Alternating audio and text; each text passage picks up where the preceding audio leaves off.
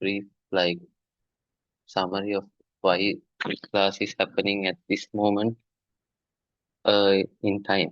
Like I know y'all must be doing somewhere along the lines of waves, or some might be even still in mechanics, no? So uh, now, like most of the classes, the usual classes finish the syllabus very close to the exam, so around 2 months or even sometimes even like weeks before the exam, right?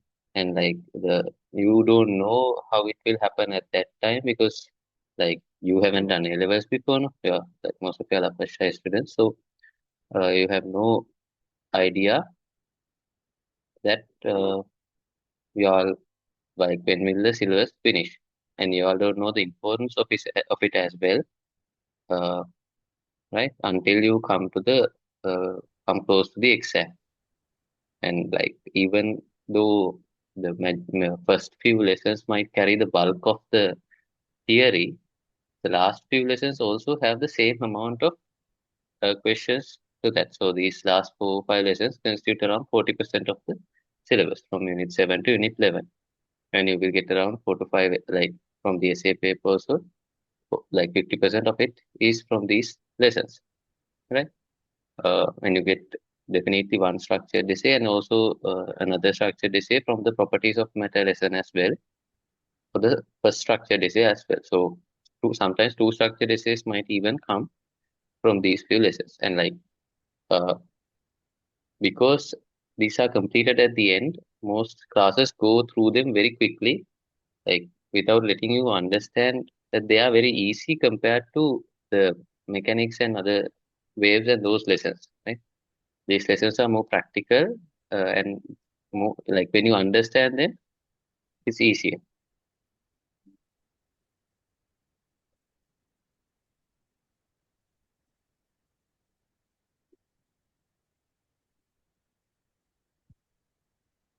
Okay. So that's why I'm doing this class, and this is how I did for my A levels as well. Uh, so that was a great help for me to do full pass papers, right? Like when you're during when this class finishes by January, you will be able to do full pass papers from around February. Like so that means you get a lot of time to practice a lot of questions. And for physics, questions is key, and repetitive practicing of the questions is the key to get a very good result. Uh, Not just an A, but a very good A.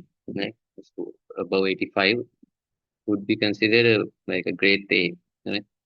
So the repetitive practicing requires for you to know the basic theory first. If you don't know the theory, you can't practice. No? So that's why I'm starting from Unit 8, current electricity, which is you're familiar with some of the concepts that we will learn, which we have learned in O levels. And we will do a lot of questions as well. And we will be not going very fast because because you are new to these concepts like current, electronics, math, fields, you haven't done this yet. No? So I will be teaching them very slowly in a way that you will be able to understand them easily. But it's your duty to do the questions, do the homework, and listen very attentively and ask if there are any doubts. Right? So on that note, we'll go into the lesson. Right? So this is kind of like the fourth biggest lesson in the syllabus. Right? You have mechanics, which is the largest, then waves, then heat and current electricity are going side by side. Heat is bit bigger than current electricity, right? And you will be questioned like in mixed questions as well. Current electricity will have a huge part in your paper, right? It can be mixed with mechanics, it can be mixed with heat, it can be sometimes mixed with magnetic fields. So it's a very versatile lesson, which will be mixed. Like you'll get more than 5 MCQs and definitely the both structured and an essay question as well. So most of the children do the current electricity question as well. So that's around 12% of the marks of your paper, right? And that's a very easy amount of marks to get if you know it well. Not like mechanics where like sometimes mechanics, you might know all the things, you might have practiced everything, but the sum might be hard, right? There are hard sums in mechanics, but in current electricity there are no hard sums. You can do all the sums, any and all the sums that they will give in the exam if you practice well. So going into current electricity, now the name states it all, right? It's about current and it's about electricity. So in order to have a current, we divide the materials which can conduct electricity into three types, right? They are divided into three types, which are called, the metals are the first one. So metals, or more rather, we call them conductors. We call them conductors. First one is conductors. Then the other one is non-conductors, materials which do not conduct electricity. And there are another type of material which is in between those two, conductors and non-conductors, which are called semiconductors, right? So when you come to conductors, you mainly think of metals, right? Metals such as copper. So all metals are conductors and certain non-metals as well. Could you think of a certain non-metal that conducts electricity well?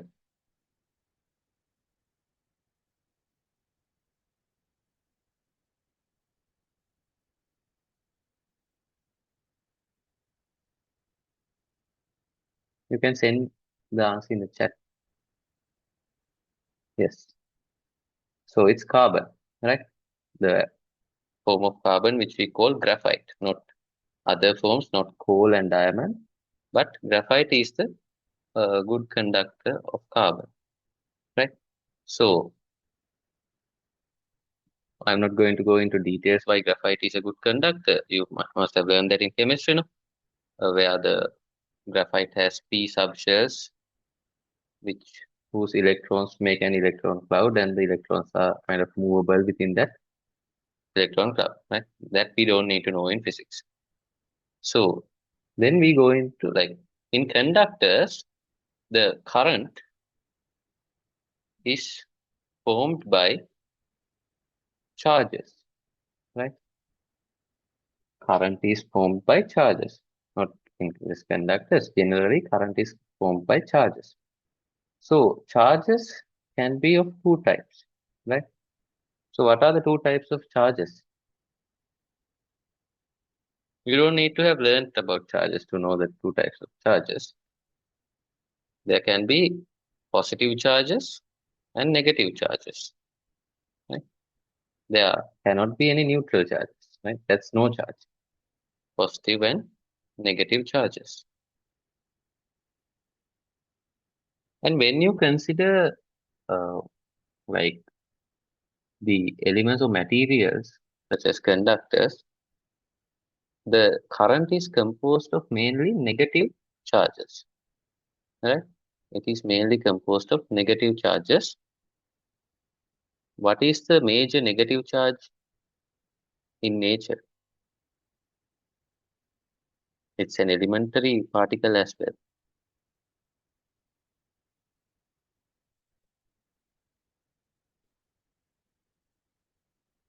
Yes, we have learned all of this in chemistry.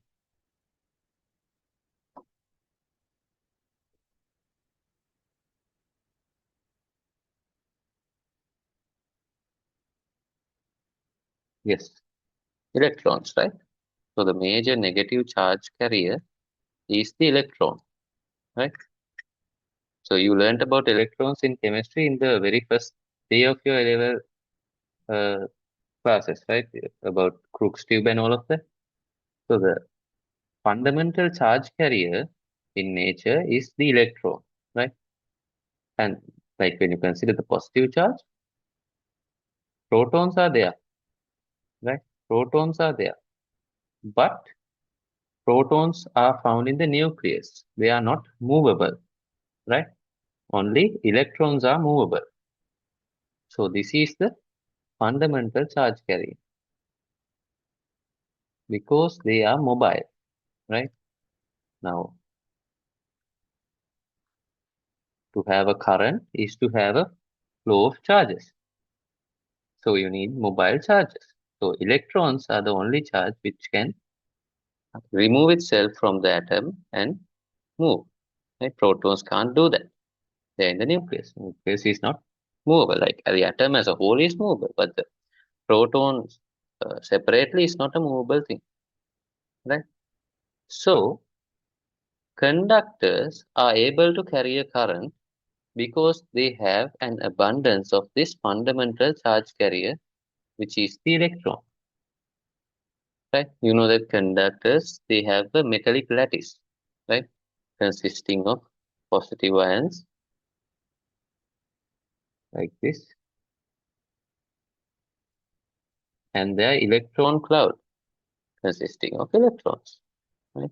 So these are called, now as they are removed from the atom and in an electric cloud, they are called free electrons. Free electrons. That means that if you connect, now this is kind of like a magnified version of a conductor, right? Into the subatomic level. So that means if you connect a battery like this is the voltage circuit symbol for the battery. I hope you remember that from O levels, right? Like this. This is a battery.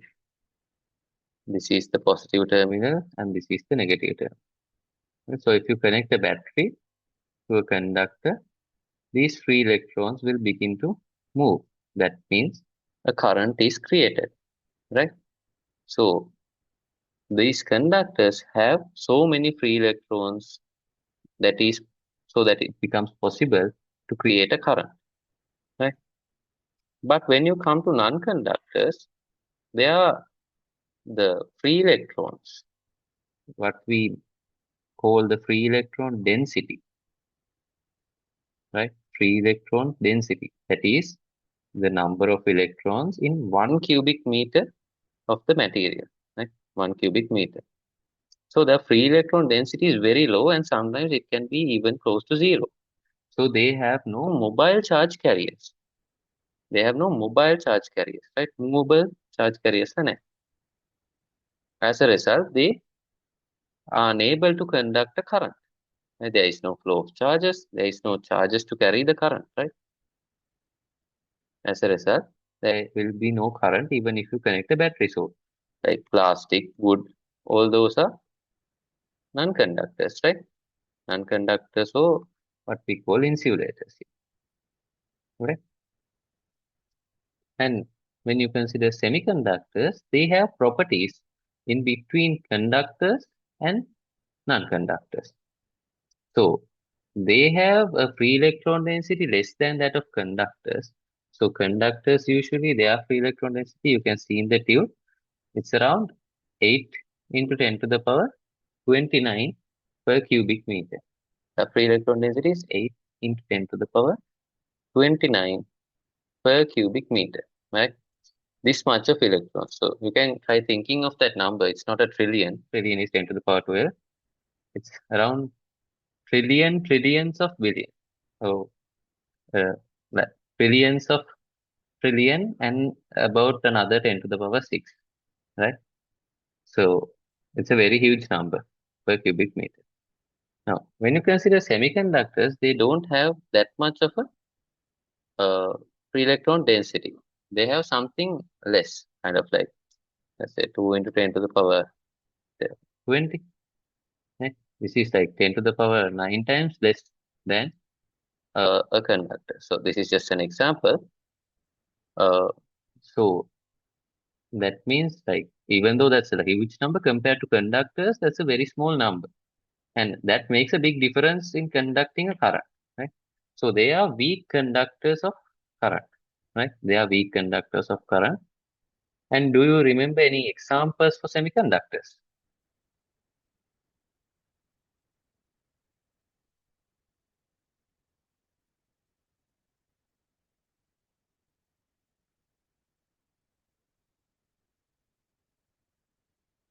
Yes. What are the examples? Yes, silicon is one, and the other one is germanium. So those are the two semiconductors that we will be studying in depth about in our electronics lesson. Electronics, the whole lesson is about semiconductors and the kind of parts which we make using semiconductors. Right? So for now only you can know, can just know about semiconductors that they have properties in between conductors and semiconductors. Examples are silicon and germanium. And when considering their charge carriers, they do have electrons. They do have electrons which are negatively charged, and they have holes which are positively charged. Right? I won't be going into what holes are because we don't need that for our current lesson. We will be uh, I'll be teaching you all what the difference between these two and how they are created in semiconductors in electronics lesson. So there are two charge carriers in semiconductors. Two charge carriers, and holes are only found in semiconductors. They are not found in other non-conductors or conductors. Okay, so these are the three materials which we need to have an idea about when concerning about the current. All right. So I'll give you 1 minute to now these points are not like all the main points are in the note. You can read the note, and if you want anything, you can add anything to the note as we are going along. Right.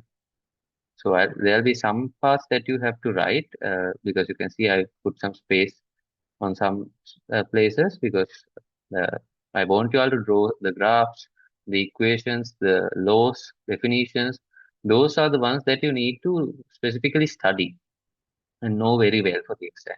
So those parts I will tell you to write and to study what to study and what not in the sense what is important and what is not. Because if I gave everything in the note, then there's no use, and you all are anyways lazy, most of the time. Uh, so it's better to write in a class, like not all, at least the main parts.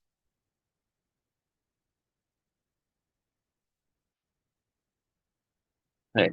I'll give you a minute.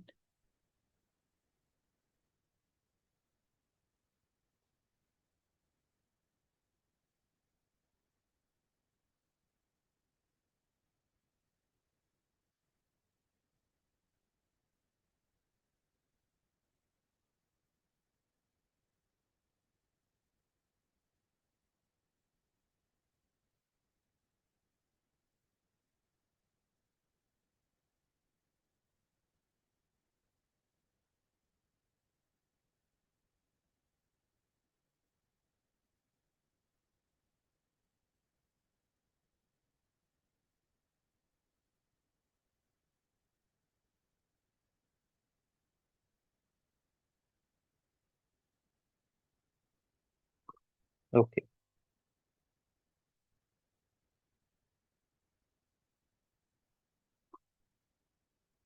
So let's see how a current is created in a conductor. Right? So if you consider these free electrons, now this diagram, it shows the free electrons in a conductor at a given moment. Now this is just a piece of metal, right? A conductor means just a piece of metal, right? So it's kind of made into a thin wire, right? That's what we call a conductor. And it has lots of free electrons. So you can see this negative charge means an electron. And these electrons have an energy, right? You know that in chemistry now they have specific sublevels of shells, no? Like P subshell, S subshell, and all those things. And the free electrons are the electrons which have the highest energy that have been removed from the metallic atoms. And they are moving about in between the positively charged metallic atoms. That those are what we call free electrons. And they have energy, right? That is why they have been able to break free from the nuclear attractive forces. Right? So they are kind of like in a pool, right? It's a pool of electrons. Now, because of that energy, they have a velocity. So they are always moving about, getting hit. Now, when you consider the kind of think of yourself as an electron and think you are having a velocity. in your path, there would be metallic atoms, there would be other electrons, right? So you will sometimes go and hit on them and change your direction and go back and forth and like that. So it's a purely random motion when you look into a conductor. Okay. So now we connect the battery between the ends of the conductor, just like I drew earlier. There is a battery connector. So this is the positive terminal of the battery. The larger one is the positive terminal, and the smaller one is the negative terminal, right? So as a result, electrons are, you know, that electrons are negatively charged particles, right? So what do opposite charges do? Do they attract or do they repel?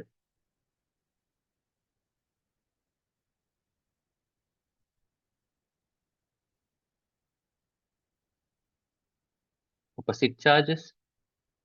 So opposite charges are plus and minus. Do they attract or do they repel? Yeah, they attract, right? Opposite charges attract and like charges repel. So positive and positive will repel and negative will repel. So now the electrons which are negatively charged will be attracted to this positive terminal. So this part is not a different conductor, okay? It's kind of like an enlarged conductor or a bigger metallic part. And this wire is also a conductor, right? That's also a conductor. So we have just magnified to show what happens when a current is created. So these electrons, all of them will be attracted to the positive terminal of the cell because electrons are negatively charged. And they will be repelled by this negative terminal of the cell, right? As a result, the electrons will have a net movement from the right to the left within the conductor. So this is the of movement of electrons, right? So now there's another symbol E, which shows an arrow towards the right. So E shows the electric field, right? So an electric field means the direction from positive to negative, right? Direction from positive to negative. So you can see this terminal is a positive terminal, right? This is a positive terminal. It's connected to here, no? So this is more or less at a positive potential, right? Don't think what potential is right now, right? Don't think what potential is now. So it's at a positive energy. Think of it like that. We will be going into potential later. So this at a positive potential, a positive energy, and this is at a negative energy. So the electric field is kind of like the force that is exerted from positive to negative, right? And now since the electron is a negative charge, that force for an electron is exerted from negative to positive. Okay, by convention, the electric field direction is what we take from positive to negative, right? So if you just keep a positive charge here instead of an electron, right, that would be repelled by this towards the negative charge. That is the direction of what we call the electric field. It's like a conventional thing, right? It's like a law, right? So it's a law that physicists have used. If you are mentioning electric field direction, it has to be the direction of the positive particles. But now electron is a negative particle, so its direction will be to the left. But when you denote the electric field, you have to denote it in the other way. Okay? And hence, even though all the electrons now initially who were having a random motion have a net movement to the left now. They will be having not a like a straight line or it won't be like the soldiers of an army marching towards one direction, right? They will have random motions. They will have different motions from one another.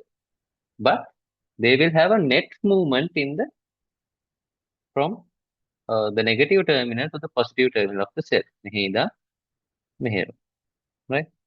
That is the net movement of electron.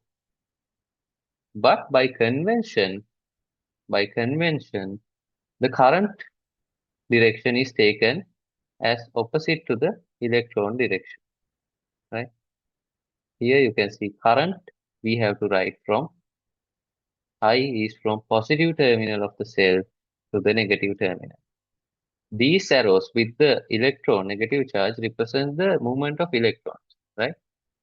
That is from the negative terminal to the positive terminal. But a current by convention is taken as the direction opposite to the flow of electrons. So if electrons are going that way, that electrons are the ones which make the current. But it's also just a law, right? Not a law by convention. That's how the uh, physicists have always written current. Because now, if it had been made of positive particles, if the current was made of positive particles instead of electrons, those positive particles would go along that path, no? They have to go opposite to the electrons, no? Because they are repelled by the positive terminal and go into the negative. So, the usually by convention, we give the positive charge a priority. So that is why even though the electron is what makes the charge, what makes the current, we say that the current direction is opposite to the direction of electron flow. Okay, that's what is said here in this statement in the table. So you can mark down anything that you want here.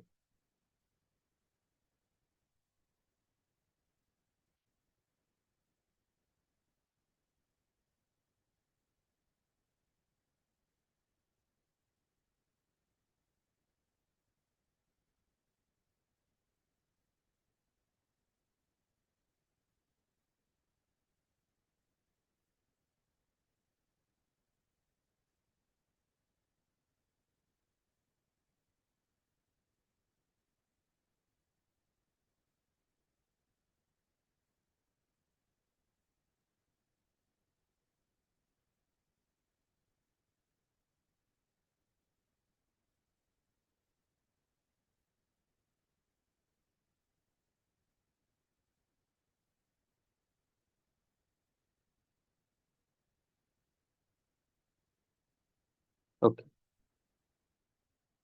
so yeah.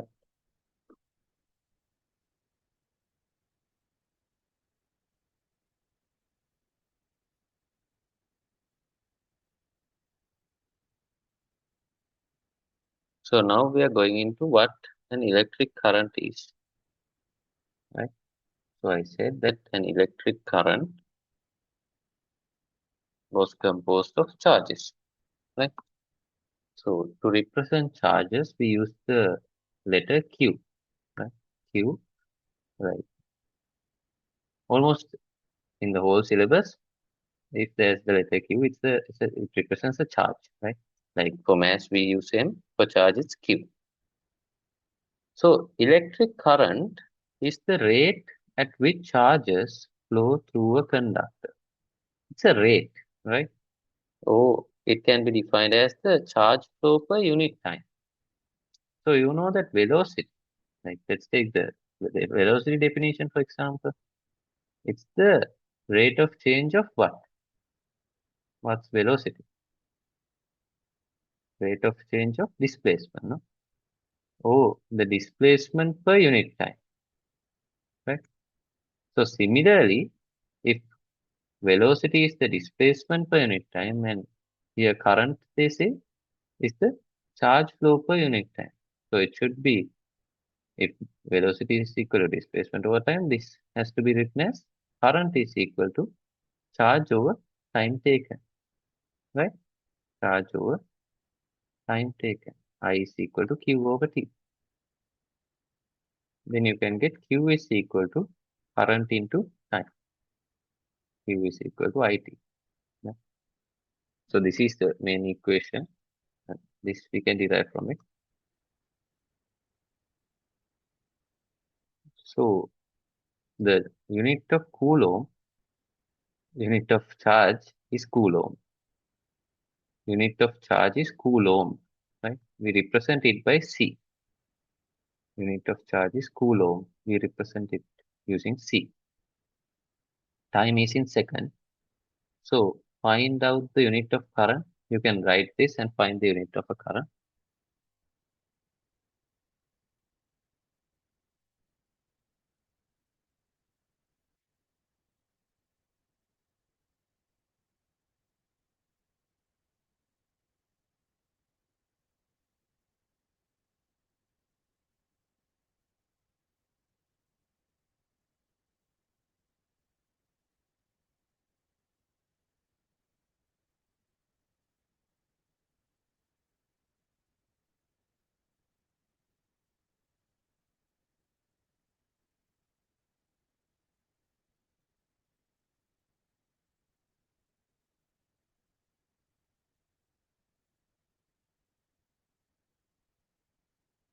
What are the units of current?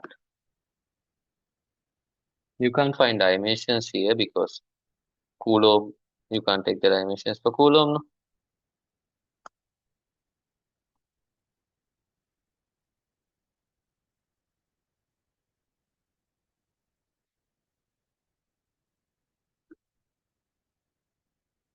Yes, it should be Q over T, right? Q is in coulombs, time is in seconds. So coulombs per second. That is the derived unit, but the SI unit is, you have all heard of it, amperes, capital A, ampere. Right? This is one of the 7 fundamental units or fundamental quantities. Right? So this, although you can write it as coulombs per second, it's a fundamental unit. Right? Now, when you consider a current, now I'm just trying to help to understand what a current means, right? So now this is a conductor, right? It's a conductor, and like it is said that a current I flows through the conductor. So when you take this point, the current is I. When you take some other point in the middle, the current is again I. At the end also current is I. So it means that some amount of coulombs is traveling the conductor per second, right? So Coulomb, the charge flowing through the conductor per second is always the same. Now, if the current changes, then that changes, right? But from point to point in a conductor, the current cannot change because if, let's say, 10 coulombs enter this conductor per second, or 10 amperes means 10 coulombs per second, right? Then 10 should leave per second, no? It's like the volume flow rate. In Bernoulli, the steady state, you learn, no? Volume flow rate, A1, V1, is it constant? It's like that. So current is equivalent to that. And you can learn most of these electricity concepts using mechanics, right? So since you have done mechanics, it will be easier for you to learn current. So current is like a liquid flow, a fluid flow. But now the fluid is not composed of water particles, but rather charges. So the charges flowing per second is the now in fluid flow they say a number of cubic meters per second. Similarly, this is coulombs per second.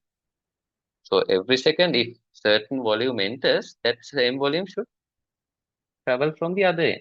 So similarly, if a certain number of charges enter, that same number of charges should leave. So because no charge can like stay in the inside without moving. So if everyone moves, whatever was coming should leave, right? At the same rate. So that is the concept of current. Okay, you can copy this down. This is what the space is for.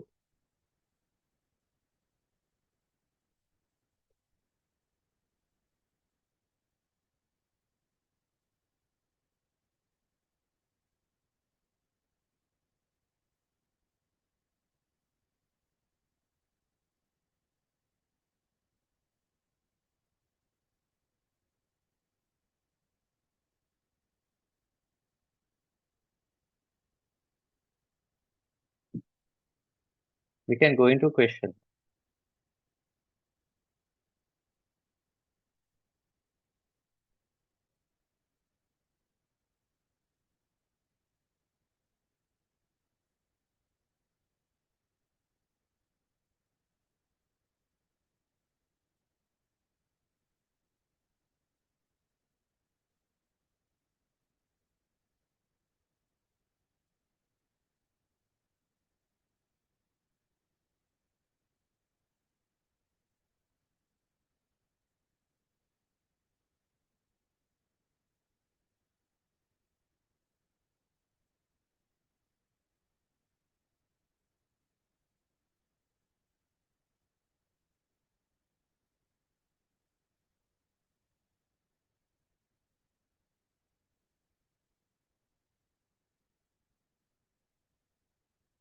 Okay. I hope everyone has copied this down.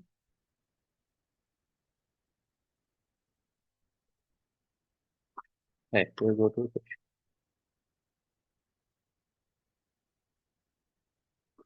No, right, this is already there.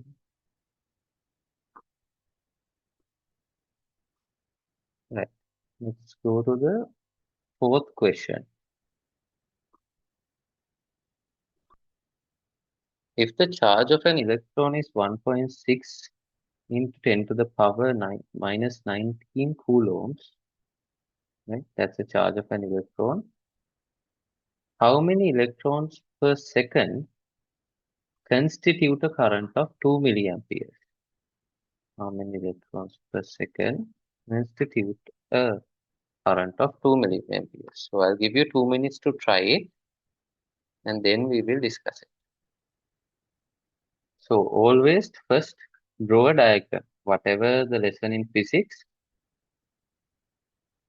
if there are, if a diagram can be drawn, always draw a small diagram at least, but a clear one.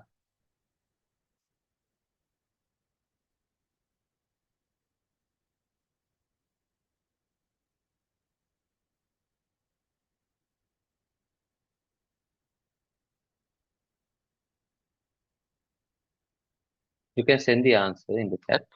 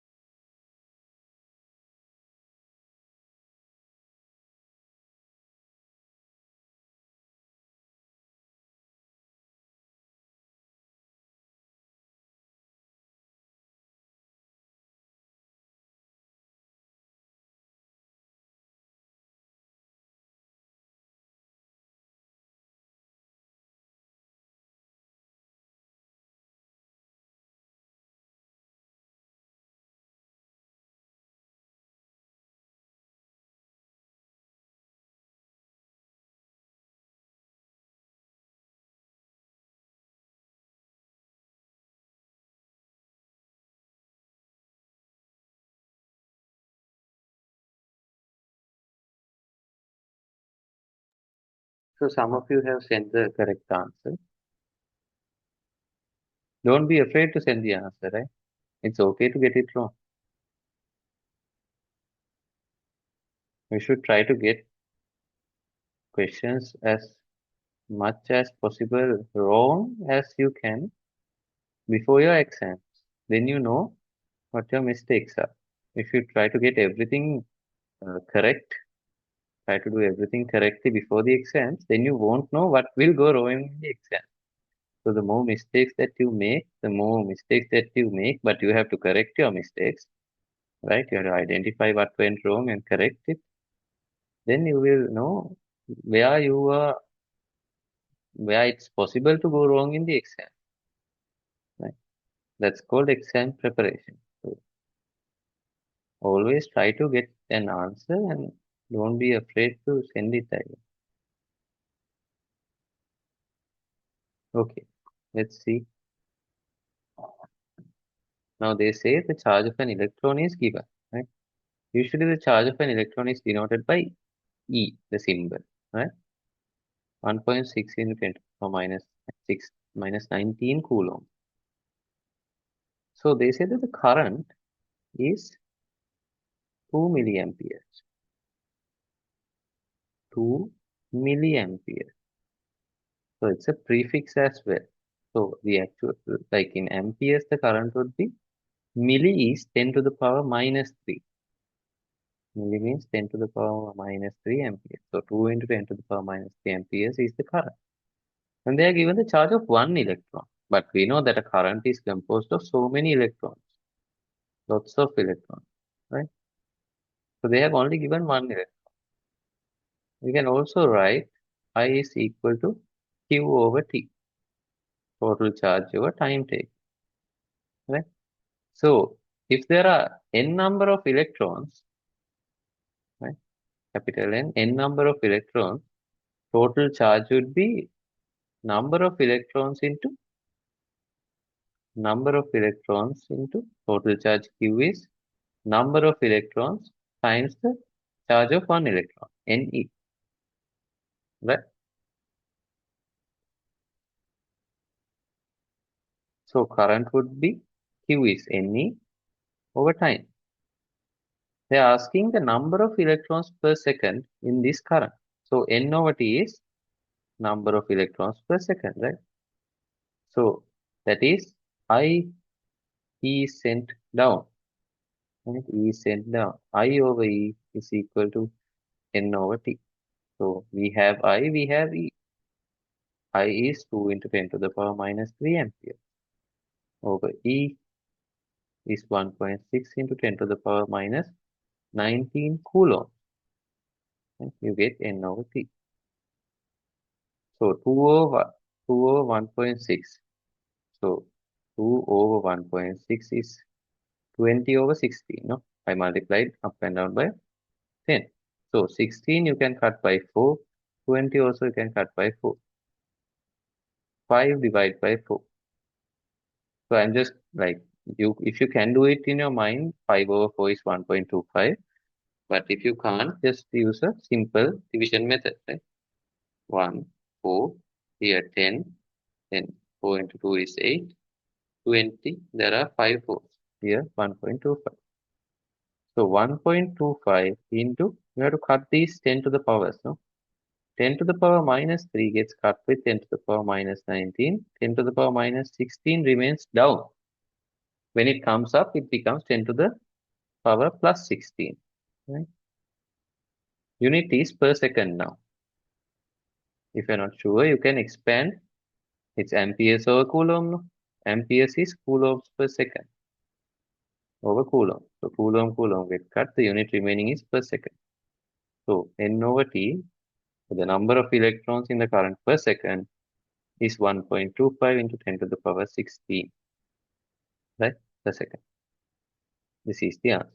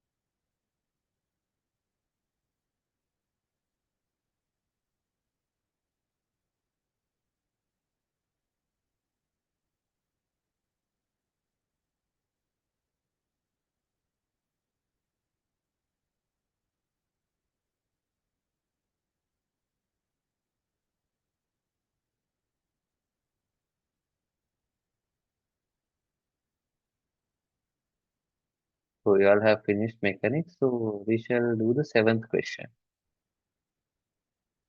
Let's do the seventh question. Those who have finished copying this down can start the seventh one. Others copy it. I'll keep the workings on. Others can finish it and start the seventh one.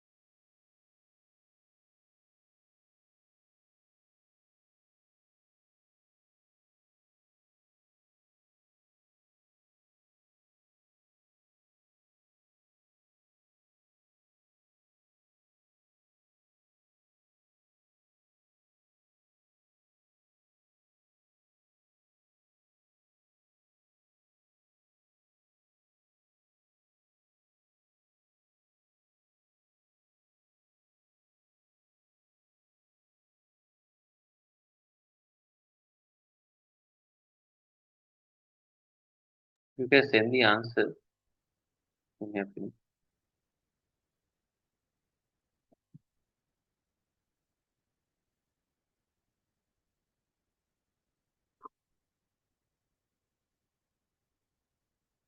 So you need a bit of rotational motion for this as well, right?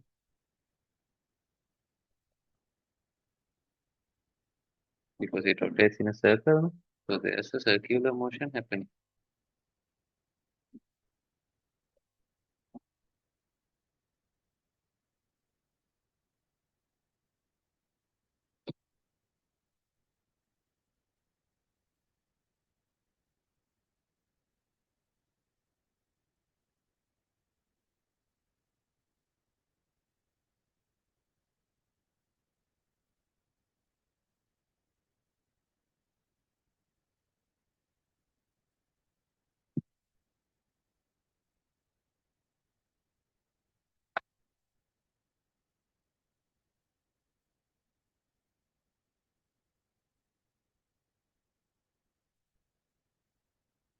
For those who have sent the answers, some of you have sent the correct.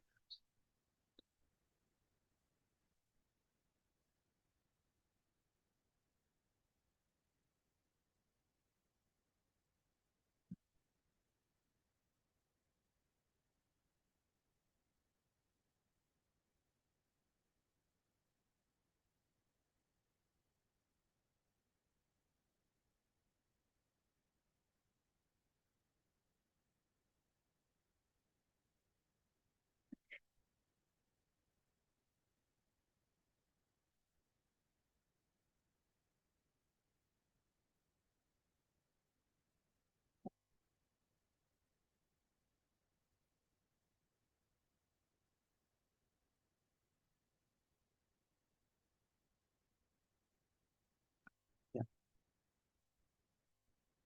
Shall we check it? An electron rotates in a circle. An electron rotates in a circle at a frequency of 60 hertz. Right?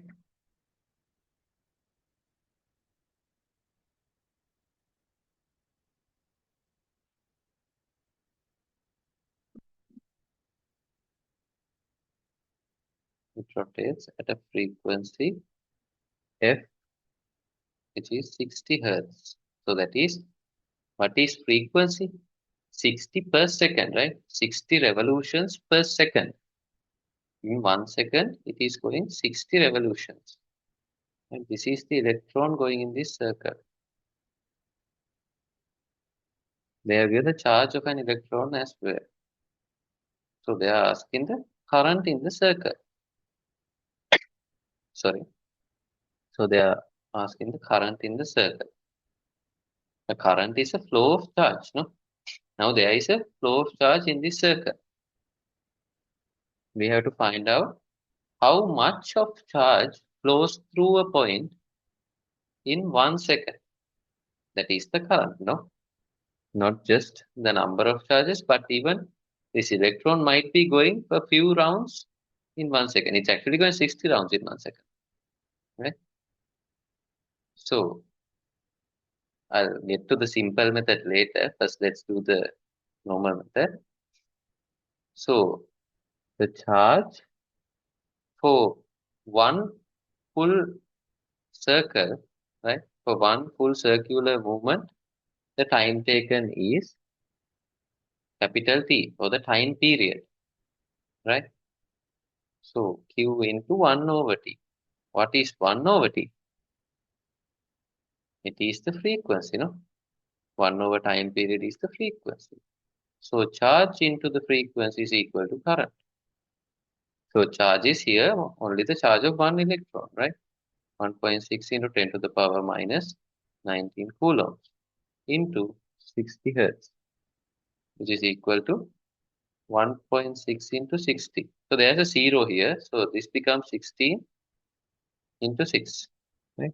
So 16 times 6 is 6 into 6, 36. 6 into 1, 6 plus 3, 9. So it's 96 into 10 to the power minus 19 Coulomb hertz. That's not a unit. So the unit is amperes, right? Coulomb hertz is in coulombs per second. So 96 into 10 to the power minus 19. Always put your answers in standard notation. That means in one, like 9 point or 1 point, like that. For one whole number. 9.6 into 10 to the power 1 into 10 to the power minus 19 amperes. So you can directly write it as 10 to the power 1 minus 19. That is 9.6 into 10 to the power minus 18 amperes.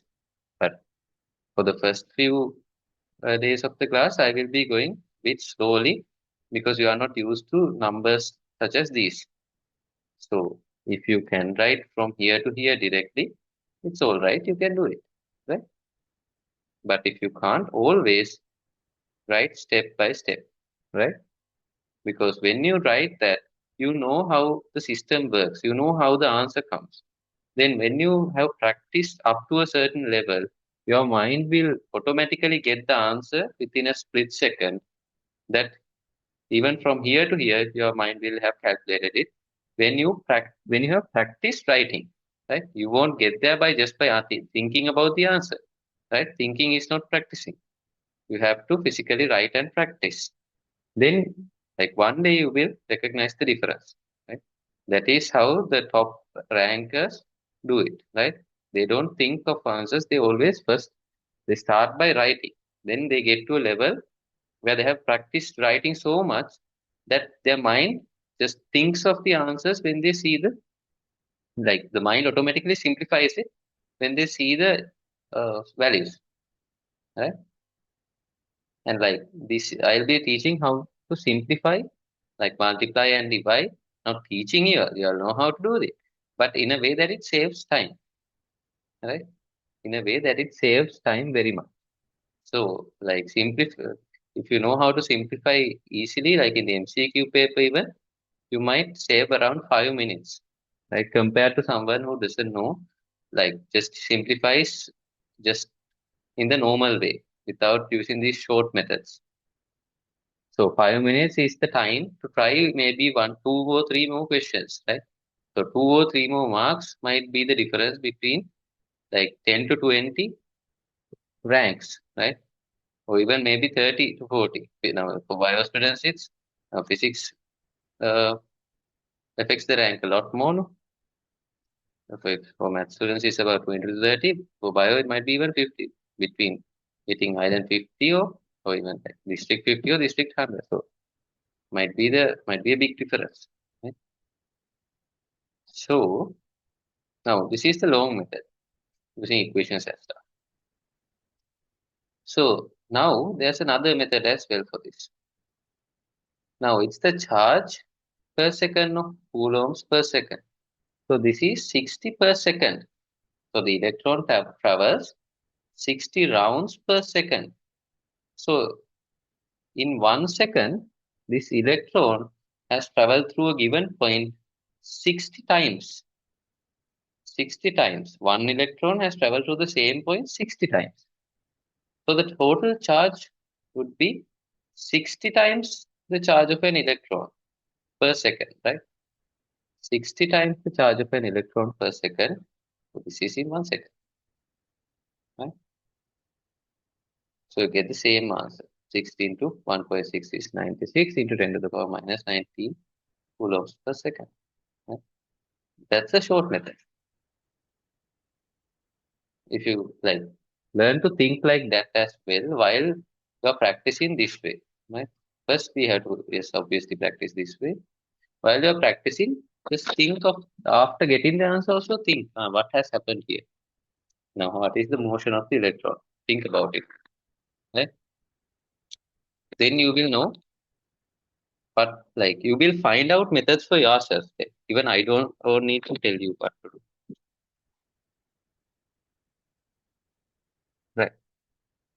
So let's do another sum before going into the next theory part.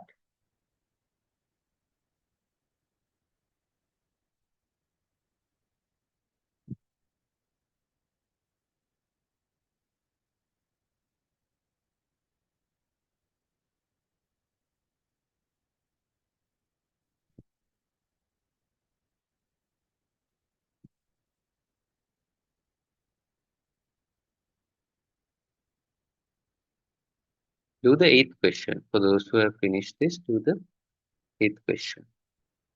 An electron and a proton move in the same circular path in the same direction at frequencies of 30 and 50 Hz respectively.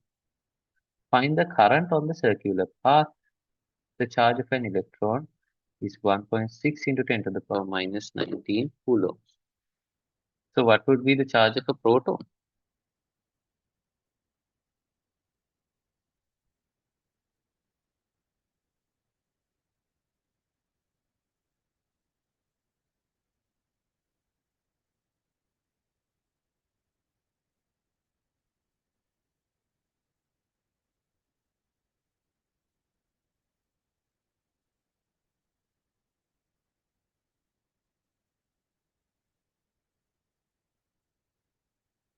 What would be the charge of a proton?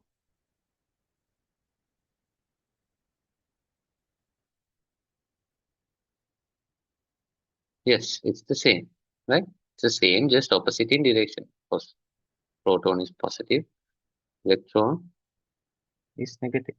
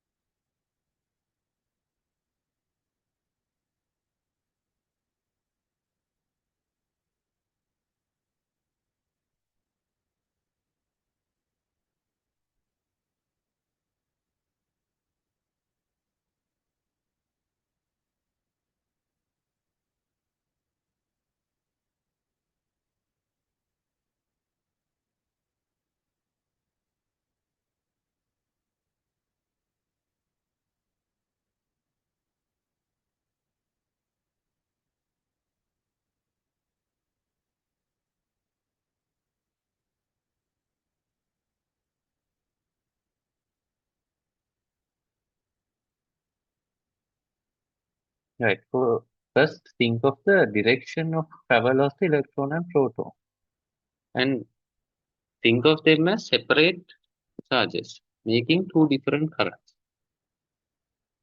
Right.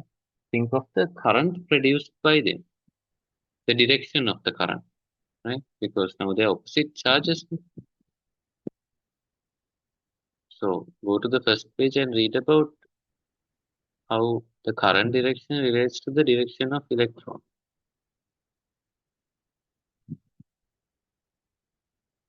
Right?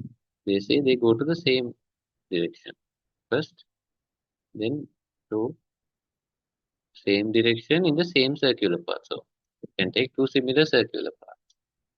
So I'm taking the electron as moving clockwise, so the proton will be moving clockwise as well.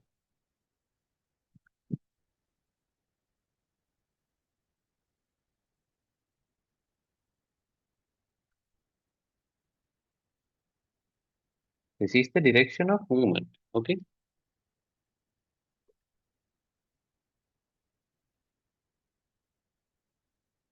both of them has the same charge, 1.6 into 10 to the power minus 19 coulomb.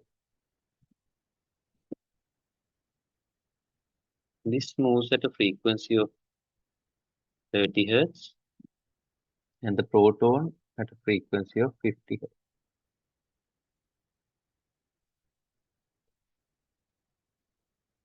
So I'm giving you a bit of help, right? Because this is a different question.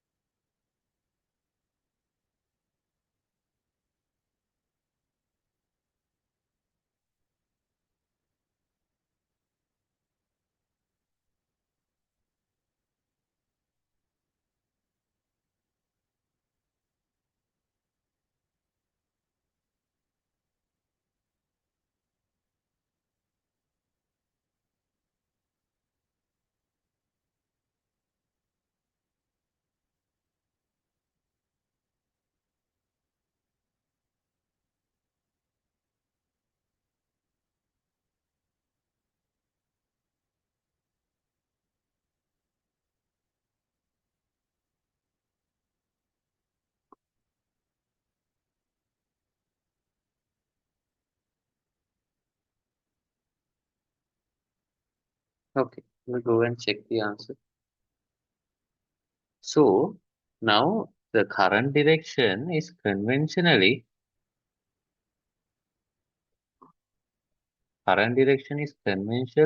opposite to the electron flow. So if the electron is flowing clockwise, the current that is produced by the electron is anti-clockwise, right? But the proton is a positive charge.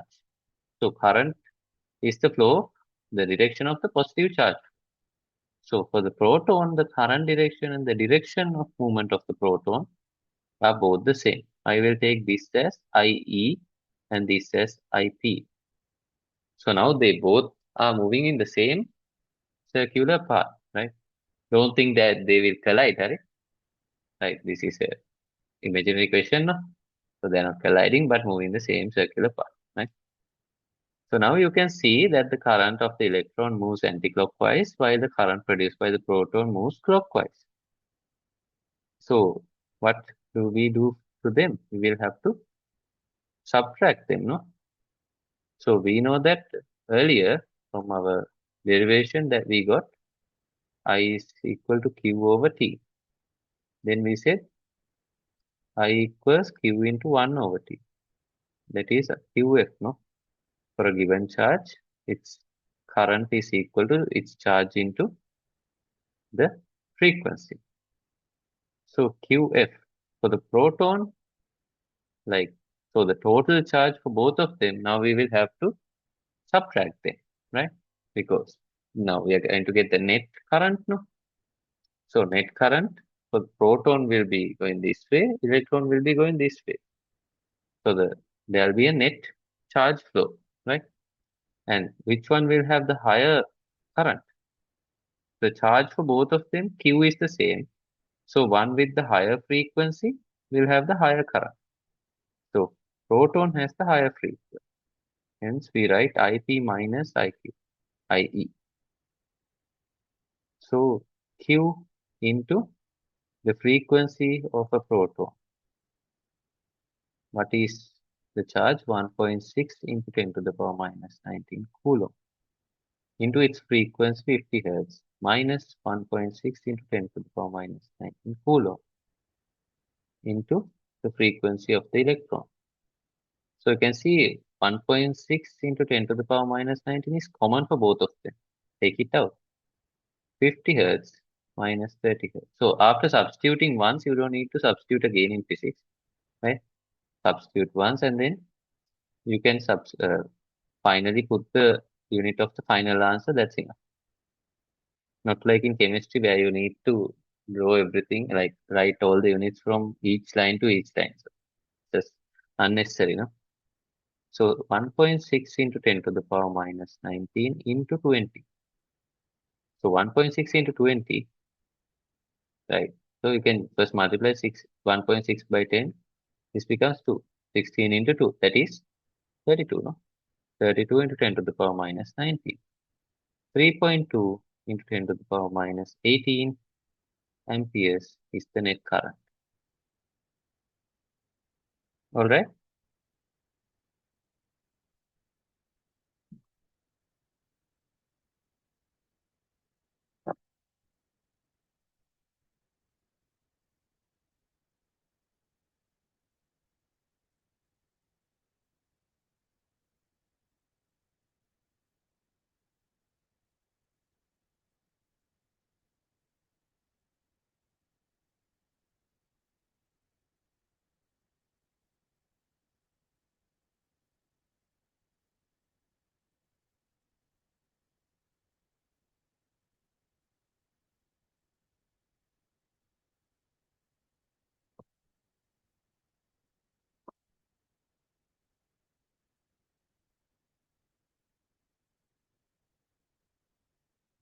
So now consider that they are going, now same question, right? Consider that they are going opposite directions. An electron and a proton move in the same circular path in opposite directions at frequencies of 30 and 50 Hertz respectively. Find the current on the circular path. Charges are also same value of charges. Only difference is they are going now in opposite directions. So repeat, try to do the question.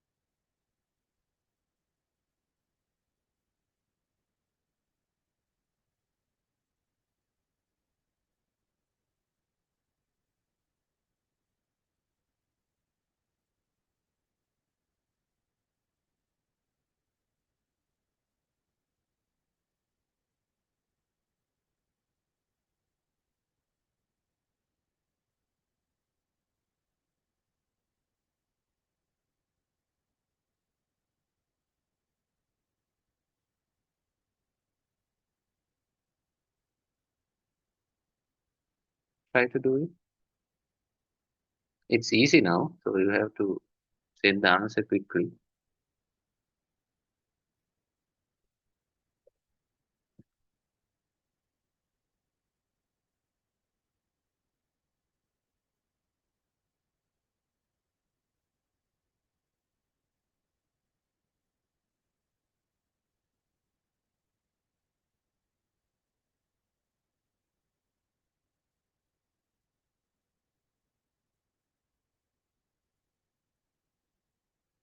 We will be doing unit-wise papers as well, like 25 MCQs.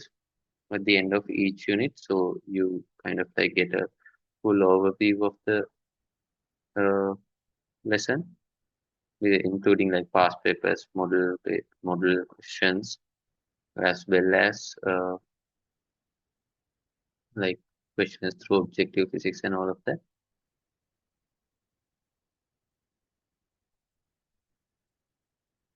Now they are moving it in different opposite directions. They're moving in opposite direction.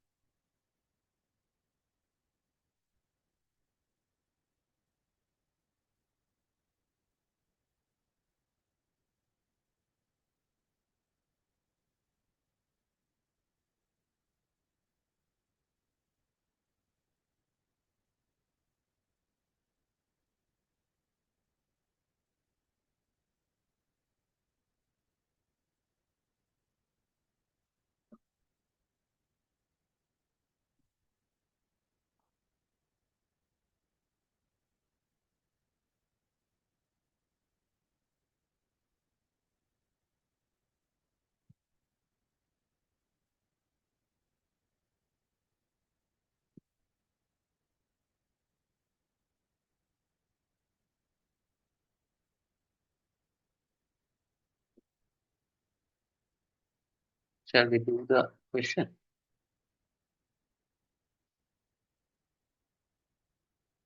Now you can draw the current for the electron. Now current is opposite to the direction of the movement of electron.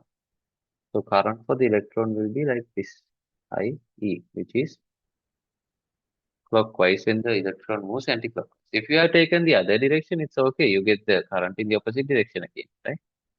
And the proton is moving opposite to the direction of the electron, which is clockwise. So the current for the proton is clockwise. So you can see both of these currents move clockwise. So if they both were together, then the current would get added. So total current is IE plus IP, right? So that will be charge of a proton, that is the same as that of an electron, into the frequency of charge into the frequency of electron plus same charge into frequency of proton, right? I'm just showing you another way that you can write the equation and simplify easily. Then you can write Q into Fe plus Fp. So frequencies get added, right? Charge is 1.6 into 10 to the power minus 19 coulombs into 30 hertz plus 50 hertz. So 1.6 into 10 to the power minus 19 into 80. So 80 into 1.6 means 16 into 8, right? 16 into 8. 16 into 8 you can write. 8 into 6 is 48. 4 comes here. 8 into 1 is 8 plus 4, 12. 128 into 10 to the power minus 90. So always write in standard notation. 1.28 into 10 to the power minus 10 to the power 2. That is 120 into 10 to the power minus 19. That is 1.28 into here plus 2 minus 19. So you get minus 17 amperes. Right? These two steps you can skip if you want, but if you are not sure, never skip those steps during your learning process. Right? These are your early steps. You have more than a year to go. So never skip the baby steps. Right? Because those baby steps are important. You can't learn to walk, or you can't learn to run before learning to walk. You can't learn to walk before learning to like stand. Before learning to stand, you can't like you can't learn to stand without learning to crawl. Right? So go step by step.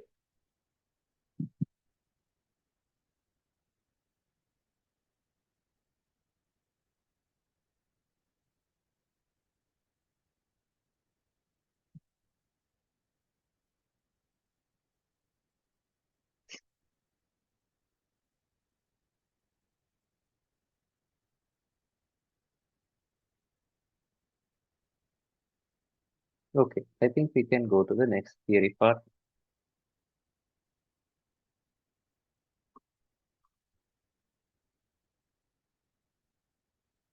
Right.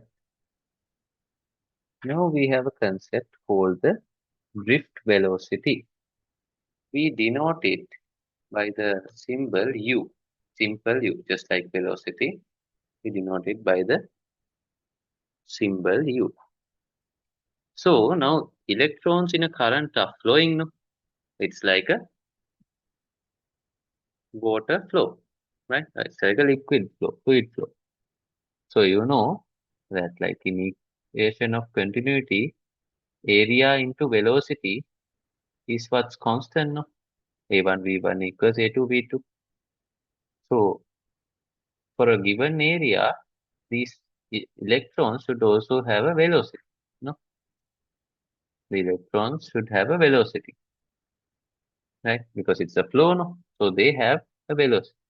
And like because the electrons are moving and getting hit on by the metal atoms and again moving forward, getting hit on by another electron, right? They're losing some energy. So their velocity always changes. It's not a fixed value. It's a dynamic thing, right? But we know that there's a net movement of electrons in the current direction. That's why a current is flowing. And there is a net movement of electrons in a particular direction for a current to flow. So we have calculated an average velocity for the velocity of all the electrons. So practically, in reality, it is not the same for all the electrons. It is different from electron to electron. But for calculation purposes, we can get a average value for that movement speed of the electron, which is called the drift velocity, right? So it's like drifting. It's going because now the electrons are moving. Previously, we did because the battery is connected like this, no? So it's being attracted by the positive terminal and repelled by the negative terminal. So that is kind of what the drifting movement is, right? So we are now taking a question here. Let U be the drift velocity of electrons of an electric current I flowing through a conductor of cross-sectional area A. So we have to draw a diagram now, right? We need a diagram. So a conductor of area A,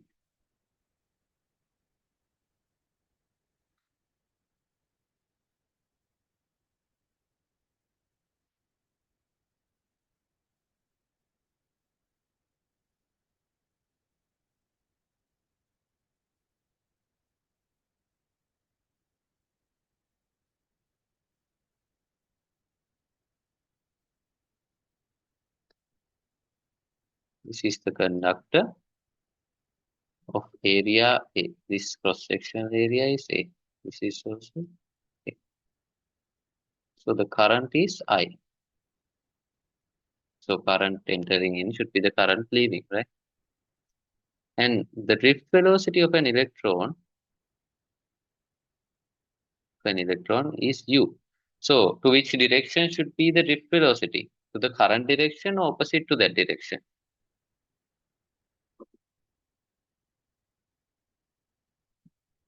It should be opposite to the current direction, right? Opposite to the current direction, U.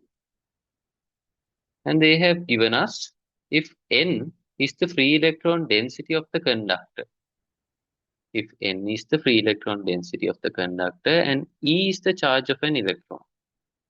So E is the charge of an electron and N is the free electron density. What is that?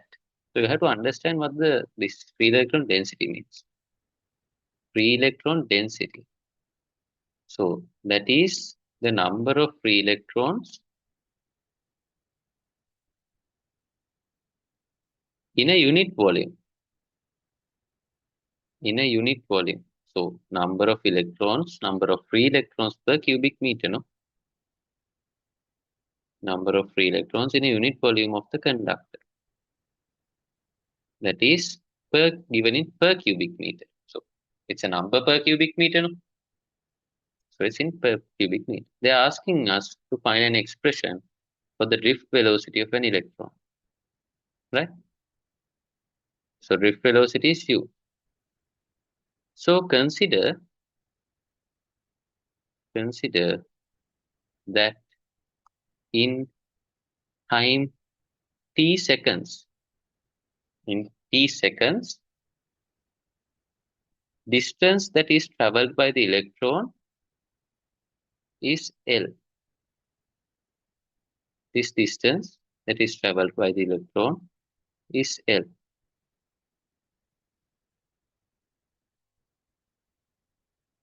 right? The electron has moved from here to here, and the distance traveled by it would be L. So distance traveled by the electron equals L, right? So they're asking us to find the drift velocity. They have given the current. They have also given the area, right? Now consider this is just for one electron, no? But if you consider there are large number of electrons, right? Like this in the whole conductor. So if everyone moves with the same drift velocity, right? If everyone moves with u, they should have the same displacement in the same time, right? If the velocity is the same. So since velocity is same, displacement is s equals ut. When this is the same for everyone for a given time, displacement is also the same, right? So here within this volume, this volume of distance L, all the electrons in that volume would have traveled a distance of L, right? So volume is equal to what? Area, area into length. That's the volume of the cylinder, no? Not the cylinder, the conductor, it's in the cylindrical shape. Area into L.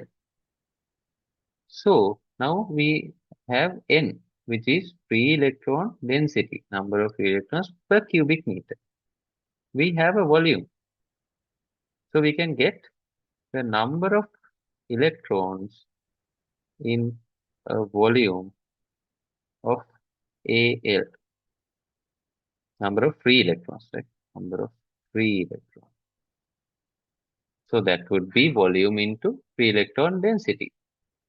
N times area into length, or N times the volume, right? So that amount of charges would have moved that L distance in time t. So we know the number of free electrons that have moved this L distance in time t within this volume, right? Within this volume. So we can find the total charge. Total charge of electrons in a volume of AL. So we have the number of electrons, which is NAL. We have to multiply that by what? To find the total charge, you know the charge of one electron is E. For this number, then it's into E, right? E times the number of electrons. So if it's 100 electrons, 100 into the charge of one electron is the total charge, right? So we know the time taken, that is T, and we know the total charge that has traveled that volume, or that you can say even area that has traveled that area or that length, whatever, it's the same during that time t. So you can apply I is equal to Q over T. Total charge Q is equal to N A L over E. Divide by the time taken is equal to the current. So what is L over T? What is L over T?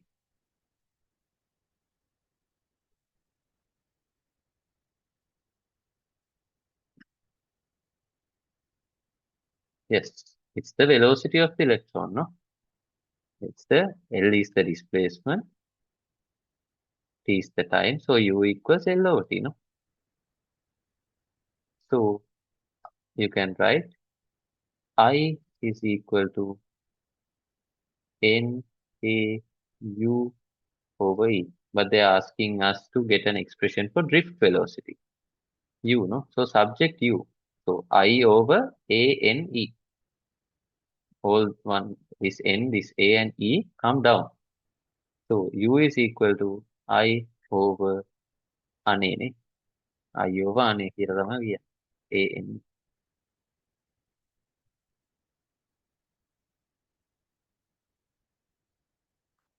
Right? It's a kind of weird equation, no? U equals I over අනේ කියලා තියෙන්නේ, right? This is the expression for the drift velocity of an electron. You don't need to know how to derive it, but you will have to like uh you have to know, yeah. You will like even if you don't know, uh in questions they ask us to calculate the drift velocity by giving these components. Sometimes they might like there are weird questions, we'll go into that. Uh, so it's better to don't study this, but try like in the it at home after the class, uh, read this note, like understand it, and then try to derive it by yourself. Right? Don't study derivations. Try doing it by yourself. Then it will stick in your memory for a longer time. Okay, you can write these down. Okay, step by step, understand and write. Don't just copy down because I give enough time to copy this down. And if you don't, like if you haven't and you need more time, just put it in the chat.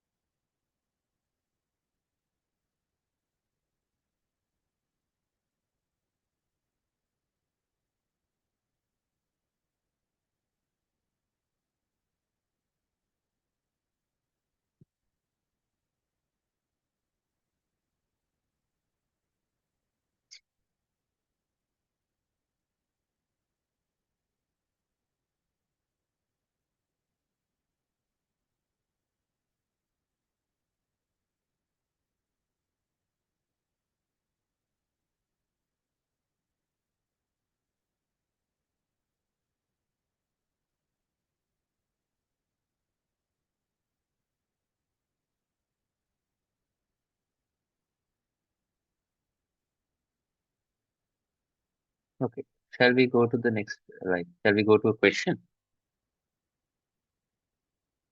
Is there anyone who is still writing?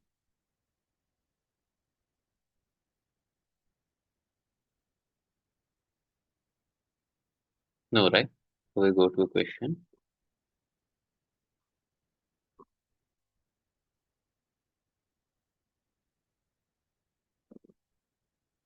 Do the 10th one. Do the 10th one. So we will be getting homework as well, and we will be discussing them first, like, yeah, first, not the first thing in next day, but kind of in between we will be discussing. Because if we discuss all the sums at first, it's too much for your brains to handle sometimes, then the theory parts don't go in properly. So you have to mix it a bit.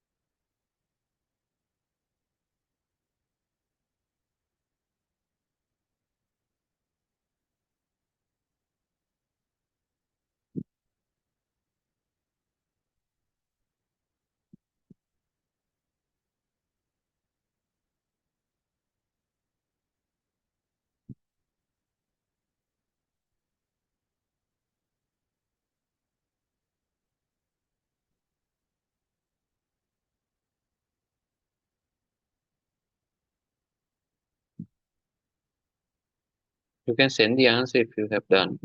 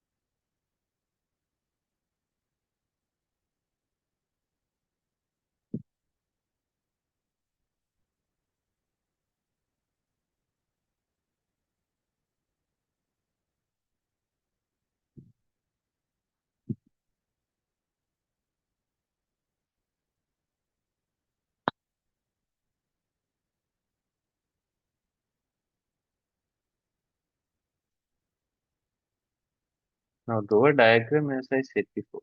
That should be your first instinct, right?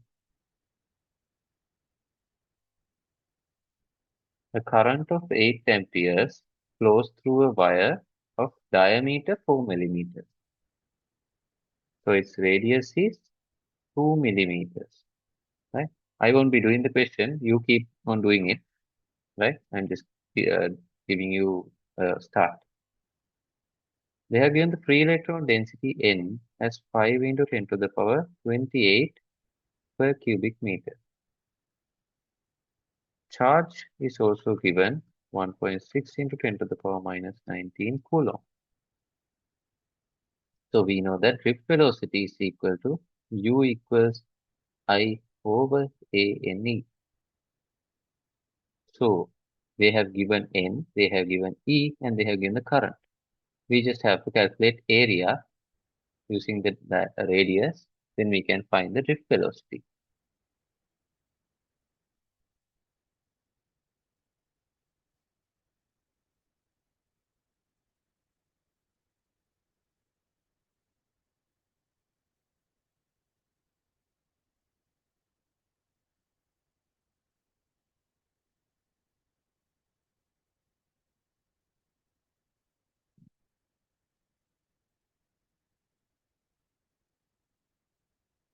So it's easy if you calculate area separately, right? Area is equal to 5 r square.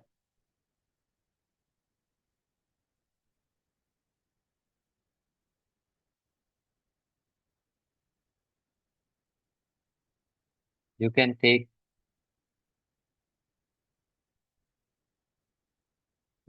3 for pi if you want, right? But unless they say it's 3, don't take it as 3.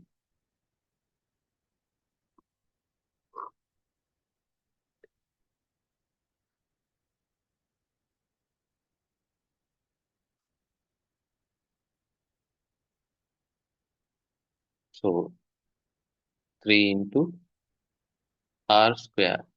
R is 2 millimeters. That's in meters. You have to put everything in standard units. SI.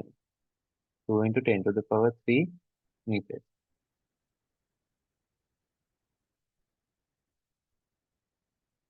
square, right? So 3 into 4 into 10 to the power minus 3 becomes minus 6 meters square. So 3 into 4 is 12 into 10 to the power minus 6 meters square. Yes, the best possible way to do is take pi as 3.14, right? Whether you take it as 3 or 3.14, you will get a decimal value for the velocity, right? So 3.4, the answer won't change much, but unless now I said you can take it as 3, no? Unless someone says like that, or the question says that you can say take it as 3, you always have to take it as 22/7 or 3.14. So current is 8 amperes.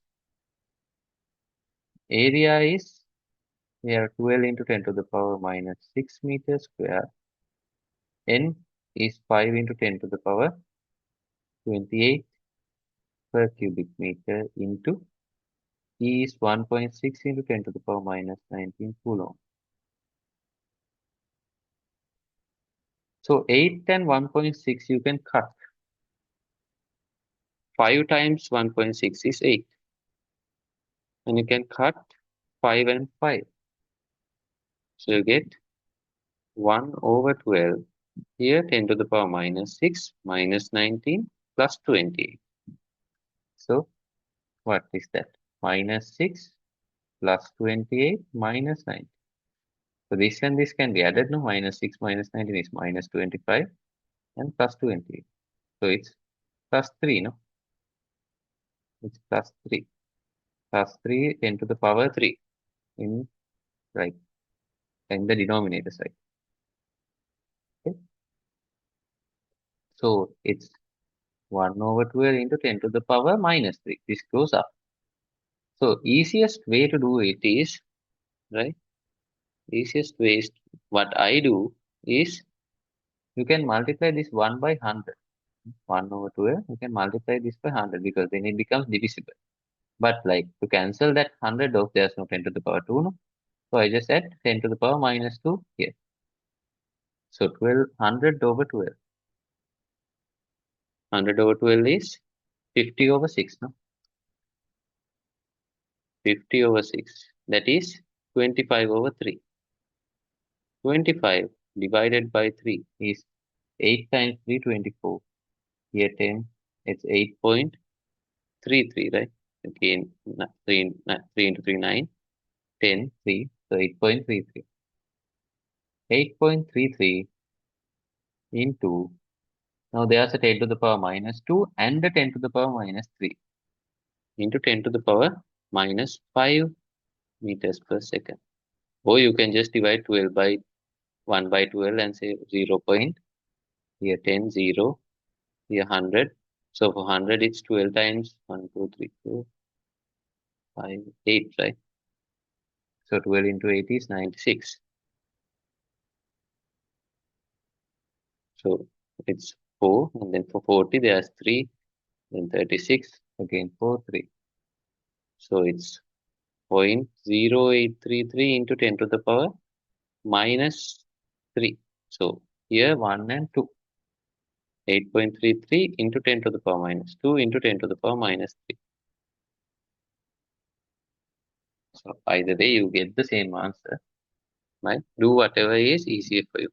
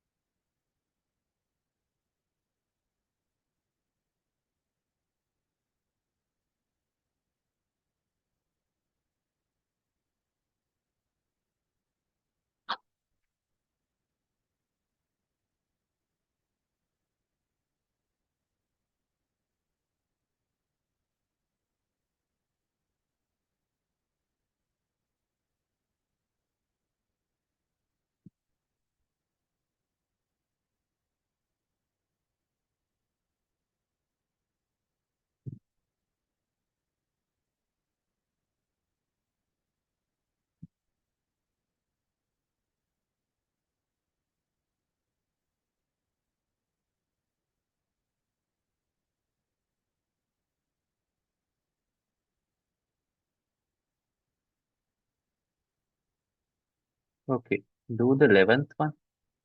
It's a bit different. I'll keep the working here for those who are still copying. Do the 11th one.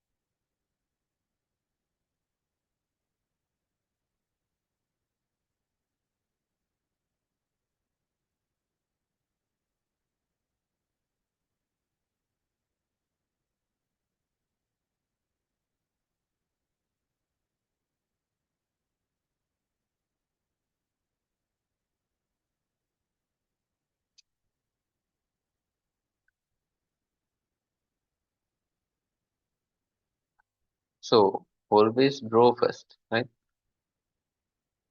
This this is not just purely just substituting values and getting an answer.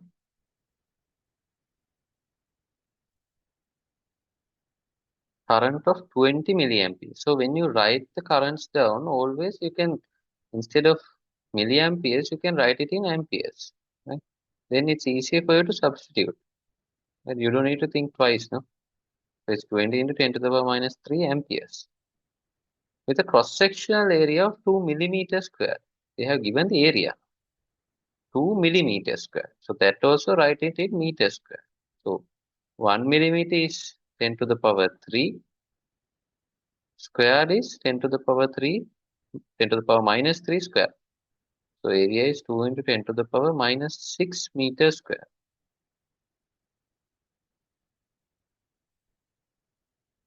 They have given density of aluminium as well as 2700 kilogram per cubic meter, and also molar mass, which is capital M, 27 grams per mole, but better to write it also in kilograms. No?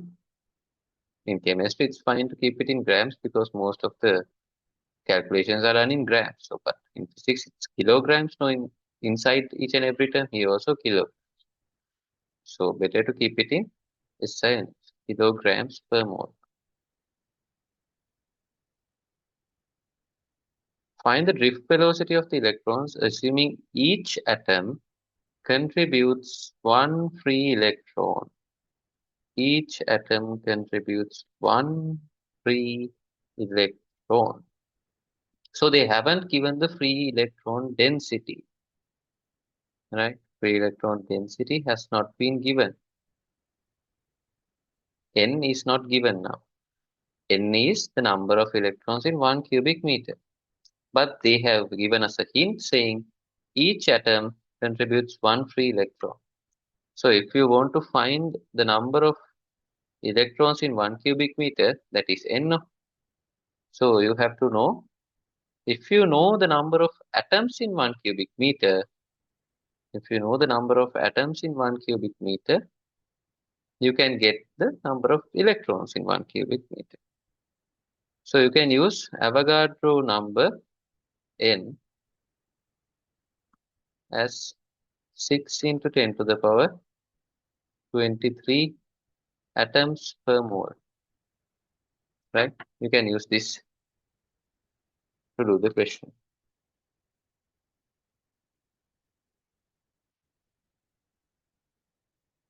So it's 6.022 into 10 to the power 23, but it's a hassle now. To get it simplified, you can use it as 6 into 10 to the power 23. In some questions, even in the exam, they give it straight away as a whole number.